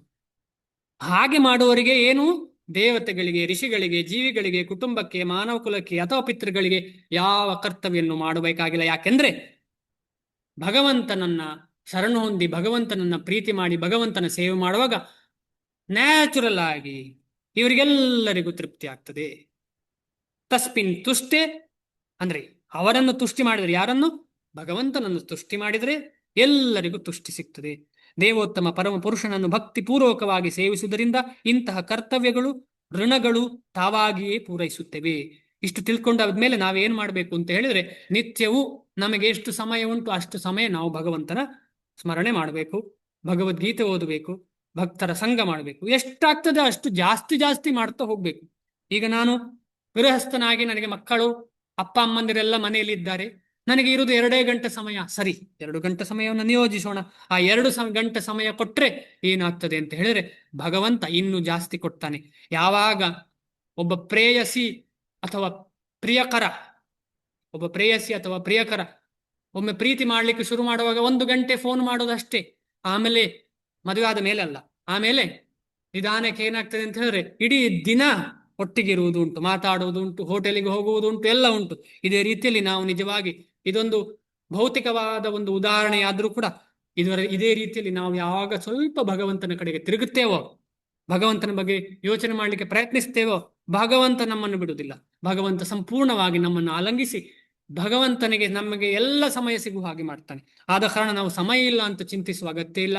ಇದ್ದ ಸಮಯವನ್ನು ಉಪಯೋಗಿಸುವಂತಹ ಚಿಂತನೆ ಮಾಡುವಂಥದ್ದು ತುಂಬಾ ಇಂಪಾರ್ಟೆಂಟು. 42 ನೆಕ್ಸ್ಟ್ ಕ್ಲಾಸ್ ಮಾಡೋಣ. ಇನ್ನು 10 ನಿಮಿಷ ಇದೆ. 1 ಗಂಟೆಗೆ ನಾವು ವಿಸ್ತಾರ ಮಾಡಿದ್ದೇವೆ ಕ್ಲಾಸನ್ನು. ಇನ್ನು 10 ನಿಮಿಷ ಇದೆ ಪ್ರಶ್ನೋತ್ತರ 42ನೇ ಶ್ಲೋಕದಿಂದ. ಇದು ಇನ್ನೂ ಮುಗಿಲಿಲ್ಲ. 42 ಮತ್ತು 43, 39, 40, 41, 42, 43 ಈ ಶ್ಲೋಕಗಳು ಫ್ಯಾಮಿಲಿ ಡಿಸ್ಟ್ರಕ್ಟ್ ಅಂದ್ರೆ ಕುಲದೋಷ, ಕುಲ ಸಾಯ್ತದೆ, ಕುಲದಲ್ಲಿ ಎಲ್ಲ ಸಾಯ್ತಾರೆ ಅಂತ ಹೇಳೋ ಒಂದು ಕಾರಣ ಕೊಟ್ಟು ನಾನು ಯುದ್ಧ ಮಾಡುವುದಿಲ್ಲ ಅಂತ ಹೇಳುವಂಥದ್ದು. ಇದೆಲ್ಲ ಅರ್ಜುನ ಕಾರಣ ಕೊಡ್ತಾ ಇರುವಂಥದ್ದು. ಮುಂದೆ ಹೋಗೋಣ. ನಾಳೆ ಇನ್ನೊಂದು 2 ಕ್ಲಾಸ್ನಲ್ಲಿ ಈ ಅಧ್ಯಾಯ ಮುಗಿತದೆ. ಮತ್ತೆ ನೆಕ್ಸ್ಟ್ ಅಧ್ಯಾಯಕ್ಕೆ ಹೋಗೋಣ. ನೆಕ್ಸ್ಟ್ ಅಧ್ಯಾಯ ತುಂಬಾ ಇಂಪಾರ್ಟೆಂಟ್, ಯಾರು ಮಿಸ್ ಮಾಡಬಾರ್ದು. ಎಲ್ಲರೂ ಚೆನ್ನಾಗಿ ಓದೋಣ. ಅನ್ಮ್ಯೂಟ್ ಮಾಡ್ತೇನೆ ಎಲ್ಲರನ್ನು. ತುಂಬಾ ಪ್ರಶ್ನೆಗಳು ಇರಬಹುದು ಅಂತ ನನ್ನ ಒಂದು ಯೋಚನೆ. ಯಾಕಂತ ಹೇಳಿದ್ರೆ ಸಾಧ್ಯತೆಗಳಿರ್ತವೆ. ದಯವಿಟ್ಟು ಪ್ರಶ್ನೆ ಇದ್ದರೆ ಕೇಳಿ. ಹರೇ ಕೃಷ್ಣ ಪ್ರಭುಜಿ. ಹರೇ ಕೃಷ್ಣ. ಪ್ರಭುಜಿ, ಇದು ಪಿಂಡ ಇಡ್ಲಿಕ್ಕೆ ಗಂಡಸರು ಇಲ್ಲದೆ ಇದ್ರೆ ಪಿಂಡ ಇಡ್ಲಿಕ್ಕಿಲ್ಲ, ಹಾಗೆ ಇದು ಸಿಗಲ್ಲ, ಮೋಕ್ಷ ಸಿಗಲ್ಲ, ಅಥವಾ ಅವರಿಗೆ ವರ್ಷದ ಊಟ ಸಿಗಲ್ಲ ಅಂತ ಹೇಳಿದ್ರಲ್ಲ ಪ್ರಭುಜಿ. ಈಗ ಬ್ರಾಹ್ಮಣರಲ್ಲಾದ್ರೆ ವರ್ಷಕ್ಕೊಂದ್ಸಲ ಪಿಂಡ ಪ್ರದಾನ ಮಾಡ್ತಾರೆ. ಉಳ್ದವ್ರು ಏನ್ ಮಾಡೋದು ಪ್ರಭುಜಿ? ಮತ್ತೆ ಇನ್ನೊಂದೇನಂದ್ರೆ ಗಂಡ್ಮಕ್ಳು ಇಲ್ಲದೆ ಇದ್ದವರಿಗೆ ಏನ್ ಪ್ರಭುಜಿ? ಅವರಿಗೆ ಈಗ ಹೆಣ್ಮಕ್ಳೇ ಇರ್ತಾರೆ, ಅವರಿಗೆ ಗಂಡ್ಮಕ್ಳೇ ಇರಲ್ಲ, ಆಗ ಅವರಿಗೆ ಪಿಂಡ ಪ್ರದಾನ ಹೇಗ್ ಮಾಡೋದು? ಅದೇ ಅರ್ಜುನನದ್ದು ಒಂದು ಯೋಚನೆ ಅಲ್ವೇ, ನಮಗೆಲ್ರಿಗೂ ಅದೇ ಯೋಚನೆ. ಅದಕ್ಕೋಸ್ಕರ ಈ ಭಾಗವತ ಮಾರ್ಗ, ಅದಕ್ಕೋಸ್ಕರ ಅದನ್ನು ಸ್ಟ್ರೆಸ್ ಮಾಡ್ತಾ ಇದ್ದೇವೆ. ಭಾಗವತ ಮಾರ್ಗದಲ್ಲಿ ಏನಾಗ್ತದೆ ಅಂತ ಹೇಳಿದ್ರೆ, ನಾವು ಜಪಾದಿ ತಪಗಳನ್ನು ಮಾಡುವಾಗ ಏನಾಗ್ತದೆ ಅಂತ ಇದರ ಅಗತ್ಯ ಬರುವುದಿಲ್ಲ. ಆದರೆ ಅದನ್ನು ಮಾಡದವರಿಗೆ ಏನು ಅಂತ ನಿಮ್ಮ ಪ್ರಶ್ನೆ. ಹಾಗೆ ಅರ್ಥ ಮಾಡ್ಕೊಳ್ಳೋಣ. ಅದನ್ನು ಮಾಡದವರು ಹೇಗೆ ಅಂತ ಹೇಳಿ, ಅದೇ ಒಂದು ರಿಸ್ಕ್ ಫ್ಯಾಕ್ಟ್ರಿಯಿಂದಾಗಿ ಅರ್ಜುನ ಥಿಂಕ್ ಮಾಡ್ತಾ ಇರೋದು. ಈ ರಿಸ್ಕ್ ಫ್ಯಾಕ್ಟ್ರಿ ಇದೆ, ಈ ರಿಸ್ಕ್ ಫ್ಯಾಕ್ಟ್ರಿ. ಯಾಕೆಂದ್ರೆ ಪಿಂಡ ಪ್ರದಾನ ಮಾಡಲಿಕ್ಕೆ ಪುತ್ರ ಅಥವಾ ಪುತ್ರಿ ಅಗತ್ಯ. ಪುತ್ರಿ ಮಾಡಬಾರದು ಅಂತ ಹೇಳುದು ವಿಚಾರ ಅಲ್ಲ. ಪುತ್ರಿ ಮಾಡಬಹುದು. ಯಾವಾಗ ಮಾಡಬಹುದು? ಪುತ್ರಿಗೆ ಗಂಡ ಇರ್ತಾನೆ, ಆ ಗಂಡನ ಮುಖಾಂತರವಾಗಿ ಪುತ್ರಿ ಕೂಡ ಮಾಡಬಹುದು. ಅದು ಪುತ್ರಿ ಕೊಟ್ಟ ಹಾಗೆ, ತಪ್ಪೇನಲ್ಲ ಅದರಲ್ಲಿ. ಹಾಗೆ ಇದೆ ಸಂಸ್ಕಾರ, ಹಾಗೆ ಕೂಡ ಇದೆ. ಆದ್ರೆ ಇಲ್ಲಿ ನಿಮ್ಮ ಪ್ರಶ್ನೆ ಏನು ಅಂತ ಹೇಳಿದ್ರೆ, ಬೇರೆ ಜಾತಿಯವರಿಗೆ ಅಂತ ಹೇಳ್ತಿದ್ದೀರಿ. ಬೇರೆ ಜಾತಿಯವರು, ಬೇರೆ ಈಗ ಜಾತಿಯವರಿಗೆ, ಬ್ರಾಹ್ಮಣ ಬಿಟ್ಟು ಬೇರೆ ಬ್ರಾಹ್ಮಣ ಜಾತಿಯವರು. ಬಿಟ್ಟು ಬೇರೆ ಜಾತಿಯರಲ್ಲಿ ಕೂಡ ಮಹಾಲಯ ಅಮಾವಾಸ್ಯ ದಿವಸ ಮಾಡುವ ಸಂಪ್ರದಾಯ ಇದೆ ಅಂತ ನನಗೆ ಅರ್ಥ ಮಾಡಿ. ಹೌದು ಪ್ರಭುಜಿ, ಆದ್ರೆ ಮಹಾಲಯ ಅಮಾವಾಸ್ಯೆ ದಿನ ಕೆಲವರು ಬೇರೆ ಜಾತಿಯವರು ನಾನ್ ವೆಜ್ ಮಾಡಿ ಬಡಿಸ್ತಾರೆ ಪ್ರಭುಜಿ. ಅದು ಮಾಡ್ಲಿ, ಅದು ಅವರವರ, ಅಂದ್ರೆ ಅದು ದೇವರಿಗೆ ಪಿಂಡ ಪ್ರದಾನ ಅದು ಮಾಡಿದಾಗೆ ಅದು ಆಗಲ್ಲ. ಎಷ್ಟೋ ಬ್ರಾಹ್ಮಣರು ಕೂಡ ವಿಷ್ಣು ಪ್ರಸಾದವನ್ನು ಕೊಡುವುದಿಲ್ಲ. ಹ, ಹ. ಅದು ಅವರವರ ಕರ್ಮಕ್ಕೆ ಅನುಗುಣವಾಗಿ ಅವರವರು ಫಾಲೋ ಮಾಡುವಂಥದ್ದು. ಅದು ಅವರವರದ್ದು ನಿಯಮಗಳು. ಅದಕ್ಕೆ ಈ ಗ್ರೆಡೇಷನ್ ಇದೆ. ಆದ್ರೆ ಭಗವತ್ ಪ್ರಾಪ್ತಿಗೆ ಇದು ಯಾವುದು ತೊಡಕಲ್ಲ ಅಂತ ಹೇಳುದು ಇಂಪಾರ್ಟೆಂಟ್. ಅರ್ಥ ಮಾಡ್ಕೊಳ್ಬೇಕು. ಇದರಲ್ಲಿ ಏನು ಅರ್ಥ ಮಾಡ್ಕೊಳ್ಬೇಕು? ಭಗವತ್ ಪ್ರಾಪ್ತಿಗೆ ಇದು ಯಾವುದು ತೊಡಕಲ್ಲ, ಭಗವತ್ ಪ್ರಾಪ್ತಿಗೆ ಯಾವುದು ತೊಡಕಲ್ಲ. ಅದರಿಂದ ಹೊರಗೆ ಬಂದು ಕೃಷ್ಣನ ಜಪ ಮಾಡ್ತಾ ಶುದ್ಧೀಕರಣ ಶುರು ಆಗ್ಬೇಕು. ಅದು ಅತ್ಯುತ್ತಮವಾದ ಶುದ್ಧೀಕರಣ. ಈ ಷೋಡಶ ಸಂಸ್ಕಾರಗಳಿಂದ ಮಿಗಿಲಾದ ಶುದ್ಧೀಕರಣ ಅದು. ಆದ ಕಾರಣ ಶ್ರೀಲ ಪ್ರಭುಪಾದರು, ಚೈತನ್ಯ ಮಹಾಪ್ರಭುಗಳು ಇದಕ್ಕೆ ಅಷ್ಟು ಒತ್ತು ಕೊಟ್ಟಿದ್ದಾರೆ. ಅಷ್ಟು ಒತ್ತು ಕೊಟ್ಟು ಎಲ್ಲ ಕಡೆ ಪ್ರಚಾರ ಮಾಡ್ಲಿಕ್ಕೆ ಪ್ರಯತ್ನ. ಯಾಕೆ? ಅವರಿಗೆ ಎಲ್ಲ ಜೀವಗಳ ದಯೆ, ಎಲ್ಲ ಜೀವಗಳಲ್ಲಿ ದಯೆ. ಯಾವ ಪುನಃ ಬರ್ತಾರಲ್ಲ, ಪುನಃ ಬಂದು ಇದೇ ಪುನರಪಿ ಜನನಂ ಪುನರಪಿ ಮರಣೆ ಜಠರೇ ಶಯನಂ. ಜಠರೇ ಶಯನ ಅಂದ್ರೆ ತಾಯಿಯ ಗರ್ಭದ ಒಳಗೆ ಮಲಗಬೇಕಲ್ಲ 9 ತಿಂಗಳು, ಆಮೇಲೆ ಹೊರಗೆ ಬರಬೇಕು. ಹೊರಗೆ ಬಂದ್ರೆ ಏನೆಲ್ಲ ಮಾಡಬೇಕು ನಮ್ಮ ಕೈಯಲ್ಲೇ ಇಲ್ಲ. ಏನೇನು ಮಾಡಬೇಕು ಅಂತೇಳಿ ನಮ್ಮ ಕೈಯಲ್ಲೇ ಇಲ್ಲ. ನಾವು ಈಗ ಮುಂದೆ ಹೋದ್ರೆ ನಾನೇನ್ ಮಾಡ್ತೇನೆ ನನಗೆ ಗೊತ್ತಿಲ್ಲ. ಅಂತಹ ಒಂದು ಗರ್ಭದ ಒಳಗೂ ಕಟ್ಟಿ ಹಾಕಿಕೊಂಡದ್ದು, ಗರ್ಭದಿಂದ ಹೊರಗೆ ಬಂದರೂ ಕೂಡ ಕಟ್ಟಿ ಹಾಕಿಕೊಂಡದ್ದು. ನಮಗೆ ಅನಿಸ್ತದೆ ನಾನು ಫ್ರೀಡಮ್ ನನಗಿದೆ ಅಂತ ಹೇಳಿ. ಅದು ರಿಸ್ಟ್ರಿಕ್ಟೆಡ್ ಫ್ರೀಡಮ್, ಅದು ನಿಜವಾದ ಫ್ರೀಡಮ್ ಅಲ್ಲ. ಅಂತಹ ಫ್ರೀಡಮ್ ಇಲ್ಲದ ಜಾಗದಲ್ಲಿ ನಾವೆಲ್ಲ ಇದ್ದೇವೆ. ಈ ಜಾಗದಲ್ಲಿ ಎಷ್ಟು ನಮಗೆ ಬಂಧನ ಇದೆ. ಆ ಬಂಧನದಿಂದ ಮುಕ್ತಿ ಹೇಗೆ ಸಾಧ್ಯ ಅಂತ ಹೇಳಿದ್ರೆ ಭಗವಂತನ ಶರಣಾಗುವುದು ಅಂತ ಹೇಳುದು ಅಷ್ಟು ಇಂಪಾರ್ಟೆಂಟ್ ಆಗಿ ಅರ್ಥ ಮಾಡುವ ಸಬ್ಜೆಕ್ಟ್ ಇದರಲ್ಲಿ ನಾನು ಹೇಗೆ ಶ್ರಾದ್ದ ಮಾಡುದು, ನಾನು ಬ್ರಾಹ್ಮಣನಲ್ಲ, ನಾನು ಕ್ಷತ್ರಿಯ, ನಾನು ಶೂದ್ರ, ಹಾಗೆಲ್ಲ ಥಿಂಕ್ ಮಾಡೋ ವಿಚಾರ ಅಲ್ಲ. ಇಲ್ಲಿ ತುಂಬಾ ಸುಲಭವಾದ ವಿಚಾರ. ಇದರಿಂದ ಹೇಗೆ ಮೇಲೆ ಬರಬಹುದು, ಇದರಿಂದ ಹೊರತಾಗಿ ನಾವು ಏನು ಚಿಂತನೆ ಮಾಡಿ ಇದರಿಂದ ಹೊರಗೆ ಬಂದು ನಾವು ಹೇಗೆ ಸಾಧನೆ ಮಾಡಬಹುದು, ಅದಕ್ಕೆ ಈ ಪರಂಪರೆಯಲ್ಲಿ ಒಳ್ಳೆಯ ಒಂದು ನಿಯಮ ಮಾಡಿದ್ದಾರೆ. ಆ ನಿಯಮಕ್ಕೆ ಅನುಗುಣವಾಗಿ ನಾವು ಹೋಗ್ಬೇಕು. ಆ ನಿಯಮ ಯಾವುದು ಅಂತ ಹೇಳಿದ್ರೆ, ನಾವು ಜೂಜಾಡಬಾರ್ದು, ಮಾಂಸಾಹಾರ ತಿನ್ನಬಾರ್ದು, ಸುಳ್ಳು ಹೇಳಬಾರದು, ಆಮೇಲೆ ವ್ಯಭಿಚಾರ ಮಾಡಬಾರದು, ಪರಸ್ತ್ರೀ ಸಂಗಮ ಮಾಡಬಾರದು ಅಂತ ಹೇಳಿ ಈ ರೀತಿಯಲ್ಲಿ 3-4 ವಿಚಾರಗಳನ್ನ ನಿಯಮ ಹಾಕಿದ್ದಾರೆ. ಸುಲಭವಾದ ನಿಯಮ. ಪಾಶ್ಚಾತ್ಯ ದೇಶ ಶ್ರೀಲ ಪ್ರಭುಪಾದರು ಹೋಗಿ ಅಲ್ಲಿಯವರನ್ನೇ ಮಾಡಿದ್ದಾರಂತೆ. ನಾವು ಭಾರತ ಭೂಮಿಯಲ್ಲಿ ಹುಟ್ಟಿ ನಾವು ನನಗೆ ನಾನ್ ವೆಜ್ ಬೇಕು ಅಂತ ಹೇಳಿದ್ರೆ ಅಥವಾ ಇಂತಹ ಮಾಡಬೇಕು ಅಂತ ಹೇಳ್ತಿದ್ರೆ ಅದರದ್ದು ನಮ್ಮದೊಂದು ಶೋಚನೀಯ ಪರಿಸ್ಥಿತಿ ಅಷ್ಟೇ. ಶ್ರೀಲ ಪ್ರಭುಪಾದರು ಅದಕ್ಕೋಸ್ಕರ ನಮ್ಮ ಭಾರತದಲ್ಲಿ ಯಾರು ತಕೊಳ್ತಾ ಇಲ್ಲ ಅಂತ ಹೇಳಿ ಹೋಗಿದ್ದಾರೆ. ಅದು ನಮಗೆ ನಾಚಿಕೆ ಕೊಡುವಂತಹ ಒಂದು ವಿಚಾರ. ನಾವು ಭಾರತ ಭೂಮಿಯಲ್ಲಿ ಹುಟ್ಟಿ ಅವರಿಗೂ ನಮಗೂ ಎಲ್ಲರಿಗೂ ನಾಚಿಕೆ ಕೊಡುವಂತ ವಿಚಾರ. ಯಾಕೆಂತ ಹೇಳಿದ್ರೆ ನಾವು ನಮ್ಮದನ್ನು ಮರೆತಿದ್ದೇವೆ, ನಾವು ಸನಾತನ ಧರ್ಮವನ್ನು ಮರೆತಿದ್ದೇವೆ. ಅದಕ್ಕೋಸ್ಕರ ನಾವು ಶ್ರೀಲ ಪ್ರಭುಪಾದರಿಗೆ ರೆಸ್ಪೆಕ್ಟ್ ಕೊಡಬೇಕು. ಶ್ರೀಲ ಪ್ರಭುಪಾದರ ಹೆಸರು ಇನ್ನೂ ಮೇಲೆ ಬರಲಿ ಅಂತ ಹೇಳಿ ನಾವು ಅವರ ಹೆಸರನ್ನು ಮೇಲೆ ಬರ್ಲಿಕ್ಕೇನಿಲ್ಲ, ಅವ್ರ ಮೇಲೆ ಇದ್ದಾರೆ. ಅವರ ಹೆಸರಿಗೆ ನಾವು ತಕ್ಕುದಾಗಿ ನಡ್ಕೊಳ್ಳಿಕ್ಕೆ ನಾವು ಪ್ರಯತ್ನ ಪಡಬೇಕು ಅಂತ ಹೇಳಿ ನಾವು ಅರ್ಥ ಮಾಡ್ಕೋಬಹುದು ಇದರಲ್ಲಿ. ಬೇರೆ ಯಾರಿಗಾದ್ರೂ ಏನಾದ್ರೂ ಪ್ರಶ್ನೆ ಇದೆಯಾ? ಮತಜಿ, ನಿಮ್ಮ ಸಂಶಯಕ್ಕೆ ಉತ್ತರ ಸಿಕ್ಕಿತಾ? ಅಲ್ಲ ಸಿಕ್ಲಿಲ್ಲ ಅಂದ್ರೆ ಬೇರೆ ಯಾರಿಗಾದ್ರೂ ಇದಕ್ಕೆ ಬೆಟರ್ ಉತ್ತರ ಗೊತ್ತಿದ್ರೆ ಖಂಡಿತವಾಗಿ ನೀವು ಕೂಡ ಹೇಳ್ಬೋದು. ಹರೇ ಕೃಷ್ಣ. ಮತಜಿ, ಉತ್ತರ ಸಿಕ್ಕಿತಾ? ಹಾ, ಸಿಕ್ಕಿತ್ತು ಪ್ರಭುಜಿ. ಥ್ಯಾಂಕ್ ಯು ಹರೇ ಪ್ರಭುಜಿ, ಕೃಷ್ಣ. ತುಂಬಾ ಚೆನ್ನಾಗಿ ಹೇಳಿದ್ರಿ. ಧನ್ಯವಾದಗಳು ಮತಜಿ. ಹರೇ ಕೃಷ್ಣ. ಬೇರೆ ಯಾರಿಗಾದ್ರೂ ಏನಾದ್ರೂ ಪ್ರಶ್ನೆ ಇತ್ತಾ?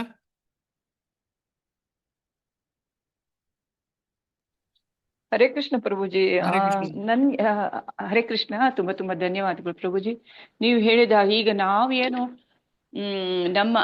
ನಮ್ಮ ಪಿತೃಗಳಿಗೆ ನಾವು ಮಾಡದೇ ಇರುವಂತ ಭಕ್ತಿಯನ್ನು ನಾವೇನು ಮಾಡ್ತಾ ಇಲ್ಲ. ಯಾರು ಭಕ್ತಿಯನ್ನು ಮಾಡಿದವರಿಗೆ ಮಾತ್ರ, ಭಕ್ತರಿಗೆ ಈ ಪಿತೃ ತರ್ಪಣ ಇಲ್ವೇ ಈ ಶ್ರಾದ್ದ ಕರ್ಮ ಇದೆಲ್ಲ ಮಾಡೋದು ಬೇಡ ಅಂತ. ಈಗ ನಾವೇನು ಅಷ್ಟು ಭಕ್ತಿಯಲ್ಲಿ ಬಂದಿಲ್ಲ, ಇಲ್ವೇ ನಮ್ಮ ತಂದೆ ತಾಯಿಗಳು ಅಷ್ಟು ಭಕ್ತರಲ್ಲ. ಆಗಿರುವಾಗ ಇದನ್ನು ಮಾಡ್ಲೇಬೇಕಂತ ಹೇಳ್ತಾರೆ, ಈ ಮಾಡ್ಲೇಬೇಕು ಅಂತ. ಆಗಿರುವಾಗ ಅವ್ರು ಹೇಳಿದ ಪಾಯಿಂಟ್ ಕರೆಕ್ಟೇ. ಹೆಣ್ಮಕ್ಳೇ ಇದ್ದವರಿಗೆ ಇಲ್ವೇ ಏನು ಅನಾನುಕೂಲತೆ ಇರ್ತದೆ. ಬೇರೆ ಪರ ಊರಿನಲ್ಲಿ ಭಟ್ರು ಸಿಗುವುದಿಲ್ಲ, ಇಲ್ಲಿ ವಿದೇಶದಲ್ಲಿ ಇರ್ತಾರೆ, ಅವರಿಗೂ ಕಷ್ಟ. ಇದು ಒಂದು ಬಹಳ ದೊಡ್ಡ ಸಮಸ್ಯೆ ಪ್ರಭುಜಿ. ಈ ಶ್ರಾದ್ದ ಮಾಡೋದು ಮಾಡದಿರ್ಲಿಕ್ಕೆ ಇರುವುದಿಲ್ಲ, ಮಾಡ್ಬೇಕು, ಮಾಡದಿರ್ಲಿಕ್ಕೂ ಆಗುದಿಲ್ಲ, ಮಾಡ್ಲಿಕ್ಕೆ ಅನುಕೂಲಗಳು ಇರುವುದಿಲ್ಲ. ಇದೊಂದು ದೊಡ್ಡ ಸಮಸ್ಯೆ ಆಗಿದೆ. ಪಿತೃರಿಗೆ ಅತೃಪ್ತಿ ಆಗಿದರೆ ಅದರಿಂದ ಕುಲಕ್ಕೆ ದೋಷ ಬರುವುದು. ಇದು ಹೇಗೆ ಮಾಡುವುದಂತ ಒಂದು ದೊಡ್ಡ ಸಮಸ್ಯೆ ಆಗಿದೆ ಎಲ್ರಿಗೂ. ಕರೆಕ್ಟ್. ಮತ್ತೆ ನಾನು ನಿಮ್ಗೆ ಉತ್ತರ ಕೊಡ್ಬೇಕಾ? ಅಲ್ಲ ನೀವು ಉತ್ತರ ಹೇಳಿದ್ದ? ಇಲ್ಲ, ಇದು ಏನ್ ಮಾಡೋದು ಅಂತ ಅರ್ಥನೇ ಆಗುದಿಲ್ಲ. ನನ್ನ ಒಂದು ಸಲಹೆ ಹೇಳ್ತೇನೆ. ನೀವು ಹೇಳಿದ್ದು ಸತ್ಯ, ಅದರಲ್ಲಿ ಏನು ಸಂಶಯ ಇಲ್ಲ. ಅದಕ್ಕೆ ಸೊಲ್ಯೂಷನೇ ಇದು. ಅದಕ್ಕೋಸ್ಕರ ನಾವೆಲ್ಲರೂ ಇಲ್ಲಿ ಸೇರಿದವರೆಲ್ಲ ಇದನ್ನು ಜಾಸ್ತಿ ಪ್ರಚಾರ ಮಾಡಬೇಕು. ಯಾಕೆ ಅಂತ ಹೇಳಿದ್ರೆ ಶುದ್ಧ ಬ್ರಾಹ್ಮಣರು ಸಿಗುವುದು ಕಷ್ಟ. ಮುಂಚಿನ ರೀತಿಯಲ್ಲಿ ಶುದ್ಧ ಬ್ರಾಹ್ಮಣರು ಸಿಗುವುದು ಕಷ್ಟ. ಆಮೇಲೆ ಮುಂಚಿನವರು ನಮ್ಮ ಪಿತೃಗಳು ಚೆನ್ನಾಗಿ ಭಕ್ತಿ ಮಾಡಿದ್ದಾರಾ ಇಲ್ವೋ ನಮಗೆ ಗೊತ್ತಿಲ್ಲ. ಮಾಡಿರ್ಲೂಬಹುದು, ಮಾಡದೇ ಇರಬಹುದು. ನಮಗೆ ಏನೋ ಭಕ್ತರ ಒಂದು ಪ್ರಯತ್ನದಿಂದ ನಮಗೆಲ್ಲರಿಗೂ ಸ್ವಲ್ಪ ಆದ್ರೂ ಭಗವದ್ಗೀತೆ ಕೇಳುವಂತಹ ಅಥವಾ ಜಪ ಮಾಡುವಂತಹ ಅವಕಾಶ ಸಿಕ್ಕಿದೆ. ಆದ ಕಾರಣ ನಾವೀಗ ಏನು ಪ್ರಾಕ್ಟಿಕಲಿ ಥಿಂಕ್ ಮಾಡಬೇಕು ಅಂತ ಹೇಳಿದ್ರೆ, ಪಿತೃಗಳಿಗೆ ಯಾವಾಗ ಖುಷಿ ಆಗ್ತದೆ ಅಂತ ಹೇಳಿದ್ರೆ ಭಗವಂತನಿಗೆ ಖುಷಿ ಆಗುವಾಗ. ಆದ ಕಾರಣ ಭಗವಂತನಿಗೆ ಖುಷಿಯಾದ ಕೆಲಸ ಮಾಡಿದರೆ ಸಾಮಾನ್ಯವಾಗಿ ಏನು ಚಿಂತೆ ಮಾಡಬೇಕಂತಿಲ್ಲ, ನಮ್ಮ ಪಿತೃಗಳಿಗೆ ಖುಷಿ ಆಗ್ತದೆ. ಆದ ಕಾರಣ ನಾವು ಭಗವಂತನಿಗೆ ಪ್ರೀತಿ ಮಾಡ್ಲಿಕ್ಕೆ ಏನು ಅಂತ ಹೇಳಿದ್ರೆ ಪಿತೃಗಳಿಗೆ ಖುಷಿ ಮಾಡುವುದು 2 ವಿಚಾರ. ಒಂದು ಗೋ ಬ್ರಾಹ್ಮಣ, ಗೋದಾನ ಮತ್ತು ಬ್ರಾಹ್ಮಣ ಭೋಜನ. ಇದು 2 ವಿಚಾರ ಪಿತೃಗಳಿಗೆ ಖುಷಿ ಪಡುವಂಥದ್ದು. ಗೋ ಸೇವೆ ಮಾಡಬೇಕು. ಅಪ್ಪ ಅಮ್ಮ ತೀರಿ ಹೋಗಿದ್ದಾರೆ, ಅಜ್ಜ ಅಜ್ಜಿ ತೀರಿ ಹೋಗಿದ್ದಾರೆ, ಅವರಿಗೆ ನಾವು ಸೇವೆ ಮಾಡುವುದು ಅಂತ ಹೇಳಿದ್ರೆ ಏನು? ಗೋ ಬ್ರಾಹ್ಮಣ ಸೇವೆ, ಭಗವಂತನ ಸೇವೆ ಅದು ಉಂಟು. ಗೋ ಬ್ರಾಹ್ಮಣ, ಹರೇ ಕೃಷ್ಣ ಮಹಾಮಂತ್ರ ಜಪ ಮಾಡೋದು, ವಿಷ್ಣು ಸಹಸ್ರನಾಮ ಓದುದು, ಭಗವದ್ಗೀತೆ ಓದುದು, ಇಂಥದ್ದೆಲ್ಲ ಮಾಡ್ತಾ ಗೋ ಸೇವೆಯಲ್ಲಿ ತೊಡಗಿಕೊಳ್ಬೇಕು. ಏನೇ ಆಗಲಿ, ಎಷ್ಟೇ ಆಗಲಿ, ಎಷ್ಟಾಗ್ತದೆ ಅಷ್ಟು ಗೋ ಸೇವೆಯಲ್ಲಿ ತೊಡ್ಕೊಳ್ಬಹುದು. ಅದು ಡೈರೆಕ್ಟ್ ಗೋ ಸೇವೆ. ಮೊನ್ನೆ ಯಾರೋ ಪ್ರಶ್ನೆ ಕೇಳಿದ್ರು, ಹೇಗೆ ಗೋ ಸೇವೆ ಮಾಡುದು ಅಂತ ಹೇಳಿ. ಆ ರೀತಿಯಲ್ಲಿ ಗೋ ಸೇವೆಯಲ್ಲಿ ತೊಡ್ಕೊಳ್ಬೇಕು. 2ನೇದು ವೈಷ್ಣವ ಭೋಜನ. ಎಲ್ಲಿಯಾದರೂ ವೈಷ್ಣವರಿದ್ದಾರೆ, ನಿಮಗೆ ಅವರು ನಿಜವಾಗಿ ವೈಷ್ಣವರು ಅಂತ ಕಂಡ್ರೆ ಕೂಡಲೇ ಭೋಜನ. ಯಾಕೆಂದ್ರೆ ವೈಷ್ಣವ ಅಂತ ಹೇಳಿದ್ರೆ ಬ್ರಾಹ್ಮಣನಿಂದ ಮೇಲ್ಪಟ್ಟವನು, ಅದರಲ್ಲೇನು ಸಂಶಯ ಇಲ್ಲ. ಯಾಕೆಂತ ಹೇಳಿದ್ರೆ ಬ್ರಾಹ್ಮಣನವರೆಗೆ ವರ್ಣಾಶ್ರಮ, ಬ್ರಾಹ್ಮಣನ ಮೇಲೆ ವರ್ಣಾಶ್ರಮ ಇಲ್ಲ. ಬ್ರಾಹ್ಮಣನ ಮೇಲೆ ಇರುವಂತಹ ಶುದ್ಧ ಸತ್ವದಲ್ಲಿರುವಂತಹ ನಾವು ಯಾರು ಅಲ್ಲ, ಆದರೆ ಡಿಸ್ಕಷನ್ ಮಾಡ್ತಾ ಇದ್ದೇವೆ ಅಷ್ಟೇ. ಶಾಸ್ತ್ರದಲ್ಲಿ ಏನು ಹೇಳಿದೆ ಅದರ ಬಗ್ಗೆ ಡಿಸ್ಕಷನ್ ಹೇಳ್ತಾ ಇದ್ದೇವೆ ಅಷ್ಟೇ. ಅಂತಹ ವೈಷ್ಣವರು ಸಿಗುವಾಗ ನಾವು ಬ್ರಹ್ಮ ಭೋಜನ ವೈಷ್ಣವರಿಗೆ ಕೊಡೋದು. ಈ 2 ಕಾರಣದಿಂದ ನಾವು ಪಿತೃತರ್ಪಣ ಮಾಡೋಕ್ಕಿಂತ ಜಾಸ್ತಿ ಕಾರ್ಯ ಆಗ್ತದೆ. ಅನುಸೂಯ ಮಾತಾಜಿ ಏನಾದ್ರು ಪ್ರಶ್ನೆ ಇದ್ರೆ ಹೇಳಿ. ಮಾತಾಜಿ ಏನಾರು ಹೇಳ್ತಿದ್ದೀರಾ? ಅನಸೂಯ ಮಾತಾಜಿ? ಇಲ್ಲ, ಏನು ಪ್ರಶ್ನೆ ಇಲ್ಲ. ಹೌದು, ಬೇರೆ ಯಾರಿಗಾದ್ರೂ ಪ್ರಶ್ನೆ ಇದ್ರೆ ಕೊನೆ, ಆಮೇಲೆ ನಿಲ್ಸೋಣ. ಸಂಕೋಚ ಪಡೆದ ಪ್ರಶ್ನೆ ಕೇಳಿ. ಯಾಕಂತ ಹೇಳಿದ್ರೆ ಈ ಪ್ರಶ್ನೆಯಿಂದಲೇ ನಾವೇನಾಗ್ತಂದ್ರೆ ಡಿಸ್ಕಷನ್ ಮಾಡುವಾಗ ನನಗೇನಾದ್ರೂ ಗೊತ್ತಿಲ್ಲ ಅಂದ್ರೆ ನಾನು ನಿಮ್ಮ ಹತ್ರ ಕೇಳಿ ತಿಳ್ಕೊಳ್ಬಹುದು, ನಿಮಗೆ ಗೊತ್ತಿಲ್ಲದ್ರೆ ನನ್ನ ಹತ್ರ ಕೇಳಿ ತಿಳ್ಕೊಳ್ಬಹುದು. ಹಾಗೆ ನಾವು ಪರಸ್ಪರ ಬೋಧೆಯಂತಹ ಪರಸ್ಪರಂ ಅಂತ ಶಾಸ್ತ್ರ ಹೇಳ್ತದೆ. ಯಾರು ಯಾರು ಈ ಜ್ಞಾನ ಅಂತ ಹೇಳೋದು ಇವತ್ತಿದೆ ನಾಳೆ ಇಲ್ಲ, ಯಾಕಂದ್ರೆ ನಮ್ಮ ಕೈಯಲ್ಲಿ ಇಲ್ಲ ಇದು. ಆದರೆ ಒಂದು ಜ್ಞಾನ ಮಾತ್ರ ಪರ್ಮನೆಂಟ್. ಅದು ಏನು ಜ್ಞಾನ ಪರ್ಮನೆಂಟ್ ಅಂತ ಹೇಳಿದ್ರೆ ಭಕ್ತಿ. ಹೃದಯದಲ್ಲಿ ಬಂದ ಭಕ್ತಿ ಅದು ಪರ್ಮನೆಂಟು, ಜ್ಞಾನ ಪರ್ಮನೆಂಟ್ ಅಲ್ಲ. ನಾವು ಜ್ಞಾನ ಯಾಕೆ ತಗೊಳ್ತಾ ಇದ್ದೇವೆ ಅಂತ ಹೇಳಿದ್ರೆ ಈಗ ಪಡೆಯುವಂತ ಜ್ಞಾನ ಎಲ್ಲ ಭಕ್ತಿ, ಜ್ಞಾನ ಅಲ್ಲ. ಹಾಗೆ ನಾವು ಗೊತ್ತಾಗ್ಬೇಕು. ಜ್ಞಾನದಲ್ಲಿ ಯಾವಾಗ್ಲೂ ನನಗೆ ಗೊತ್ತು ನಿಮಗೆ ಗೊತ್ತಿಲ್ಲ ಎಂಬ ಭಾವನೆ. ಯಾವಾಗ ಅದಿದೆಯೋ ಅಲ್ಲಿ ಭಕ್ತಿ ಇಲ್ಲ ಅಂತ ಅರ್ಥ. ಈಗ ನನಗೆ ಚೆನ್ನಾಗಿ ಗೊತ್ತು ನಿಮಗೆ ಗೊತ್ತಿಲ್ಲ ಅಂತ ಹೇಳಿದ್ರೆ ಅದರ ಅರ್ಥ ನಾನು ಭಕ್ತನಲ್ಲ, ನಾನು ಜ್ಞಾನಿ ಅಂತ ಅರ್ಥ. ಜ್ಞಾನ ಮಾರ್ಗ ಅಂತ ಅರ್ಥ. ಅಂದ್ರೆ ಜ್ಞಾನಕ್ಕೆ ಬೆಲೆ ಕೊಡುವನು ನಾನು ಅಂತ ಅರ್ಥ ಅಲ್ಲ. ಭಕ್ತನ ಹೃದಯ ಬದಲಾವಣೆ ಆಗ್ತದೆ. ಭಕ್ತನಿಗೆ ಏನು ಭಕ್ತಿ ಇರ್ತದೆ. ಭಕ್ತಿ ಅಂತ ಹೇಳಿದ್ರೆ ಅಂತ ಕೃಷ್ಣನ ಸದಾ ನೆನಪು, ಕೃಷ್ಣನ ಹೊರತಾಗಿ ಬೇರೆ ಏನು ನನಗೆ ಬೇಡ ಅಂತ ಹೇಳುವ ಒಂದು ಭಾವನೆ. ಏನಿದ್ರು ಕಾರ್ಯ. ಈಗ ನನಗೆ ಮಾನವ ಜನ್ಮ ಸಿಕ್ಕಿದೆ, ಈ ದೇಹ ಸಿಕ್ಕಿದೆ, ದೇಹ ನಿಭಾಯಿಸ್ಲಿಕ್ಕೆ ಏನೆಲ್ಲ ಬೇಕಾದೆಲ್ಲ ಮಾಡ್ತಾ ಇದ್ದೇನೆ ನಾನು. ಆದರೆ ಹೃದಯದಲ್ಲಿ ಕೃಷ್ಣ, ಕೃಷ್ಣ ಬಿಟ್ಟರೆ ಯಾರಿಲ್ಲ ನನ್ನ ಹೃದಯದಲ್ಲಿ. ಆ ರೀತಿಯ ಪರಿಸ್ಥಿತಿಗೆ ಹೇಳುದು ಭಕ್ತಿ ಅಂತ ಹೇಳಿ. ಆದ ಕಾರಣ ನಾವಿಲ್ಲಿ ಮಾಡುವಂಥದ್ದು ಭಕ್ತಿ, ಜ್ಞಾನ ಅಲ್ಲ. ಇದರಲ್ಲಿ ನನಗೆ ಗೊತ್ತಿಲ್ಲ ನಿಮಗೆ ಗೊತ್ತಿದೆ, ನಿಮಗೆ ಗೊತ್ತಿಲ್ಲ ನನಗೆ ಗೊತ್ತಿಲ್ಲ ಎಂಬ ಭಾವನೆಯೇ ಬರಬಾರದು. ನನಗೆ ಗೊತ್ತಿಲ್ಲ ಅಂತ ಹೇಳಿದ್ರೆ ನನಗೇನು ಬೇಜಾರಿಲ್ಲ, ನಿಮಗೆ ಗೊತ್ತಿಲ್ಲ ಅಂದ್ರೆ ನಿಮಗೂ ಏನು ಬೇಜಾರಿಲ್ಲ. ಆ ರೀತಿ ಆಗ್ಬೇಕು ನಮ್ಮ ಡಿಸ್ಕಷನ್. ಇಷ್ಟು ಹೇಳ್ತಾ ಇವತ್ತು ನಿಲ್ಸೋಣ. 1 ನಿಮಿಷ ಜಾಸ್ತಿ ತಗೊಂಡಿದ್ದೇನೆ. ಧನ್ಯವಾದಗಳು. ವಾಂಛಾಕಲ್ಪತರುಭ್ಯಶ್ಚ ಕೃಪಾ ಸಿಂಧುಭ್ಯೇವ ಚ ಪತಿತಾನಾಂ ಪಾವನೇಭ್ಯೋ ವೈಷ್ಣವೇಭ್ಯೋ ನಮೋ ನಮಃ. ಅನಂತ ಕೋಟಿ ವೈಷ್ಣವೃಂದ ಕಿ ಜೈ. ರಾಮಾಚಾರ್ಯ ಶ್ರೀ ಹರಿದಾಸ್ ಠಾಕೂರ್ ಕಿ ಜೈ. ಜಗದ್ಗುರು ಶ್ರೀ ಕಿ ಜೈ. Thank you. ನೀವು ಹೇಳಿದ ಭಗವದ್ಗೀತೆಯ ಕಂಠಪಾಠ ಇರಲಿ ಏನೇ ಆಗಲಿ ಅದನ್ನು ಒಂದೊಂದು ಕ್ಲಾಸ್ ಮಾಡೋಣ. ಯಾಕಂದ್ರೆ ಇದೊಂದು ಫ್ಲೋದಲ್ಲಿ ಹೋದ್ರೆ ಏನಾಗ್ತದೆ ಅಂತ ಹೇಳಿದ್ರೆ ನಮಗೆ ಜಾಸ್ತಿ ಅರ್ಥ ಆಗ್ತದೆ. ಈಗ ಒಂದು ಚಾಪ್ಟರ್ ಫುಲ್ ನಮಗೆ ಚೆನ್ನಾಗಿ ಅರ್ಥ ಆಗ್ತದೆ. ಇಲ್ಲಾದ್ರೆ ನಿಧಾನ ಒಂದೊಂದು ಶ್ಲೋಕ ಬಿಟ್ಟು ಬಿಟ್ಟು ಬಿಟ್ಟು ಸುಮ್ಮನೆ ಟೈಮ್ ವೇಸ್ಟ್ ಮಾಡ್ತಾ ಹೋದ್ರೆ ಆ ಒಂದು ಕಂಟೆಂಟ್ ಸಿಗುದಿಲ್ಲ ನಮಗೆ. ಆ ಕಂಟೆಂಟ್ ಸಿಕ್ಕಿದ್ರೆ ನಮಗೆ ಏನಾಗ್ತದೆ ಅಂತ ಹೇಳಿದ್ರೆ ನಮಗೆ ಮುಂದೆ ಬೇರೆ ಪುಸ್ತಕ ಓದುವಾಗ ಚೆನ್ನಾಗಿ ಅರ್ಥ ಆಗುತ್ತೆ. ಅದೇ ಉದ್ದೇಶ, ಮತ್ತೇನಲ್ಲ. ಫಾಸ್ಟ್ ಹೋಗ್ತೇನೆ ಅಂತ ಕೆಲವರಿಗೆ ಅನಿಸಿದ್ರೆ ನನಗೆ ದಯವಿಟ್ಟು ಹೇಳಿ, ಸ್ಲೋ ಮಾಡೋಣ, ನಿಧಾನ ಮಾಡೋಣ. Thank you. ಹರೇ ಕೃಷ್ಣ. ಧನ್ಯವಾದ. ಧನ್ಯವಾದಗಳು.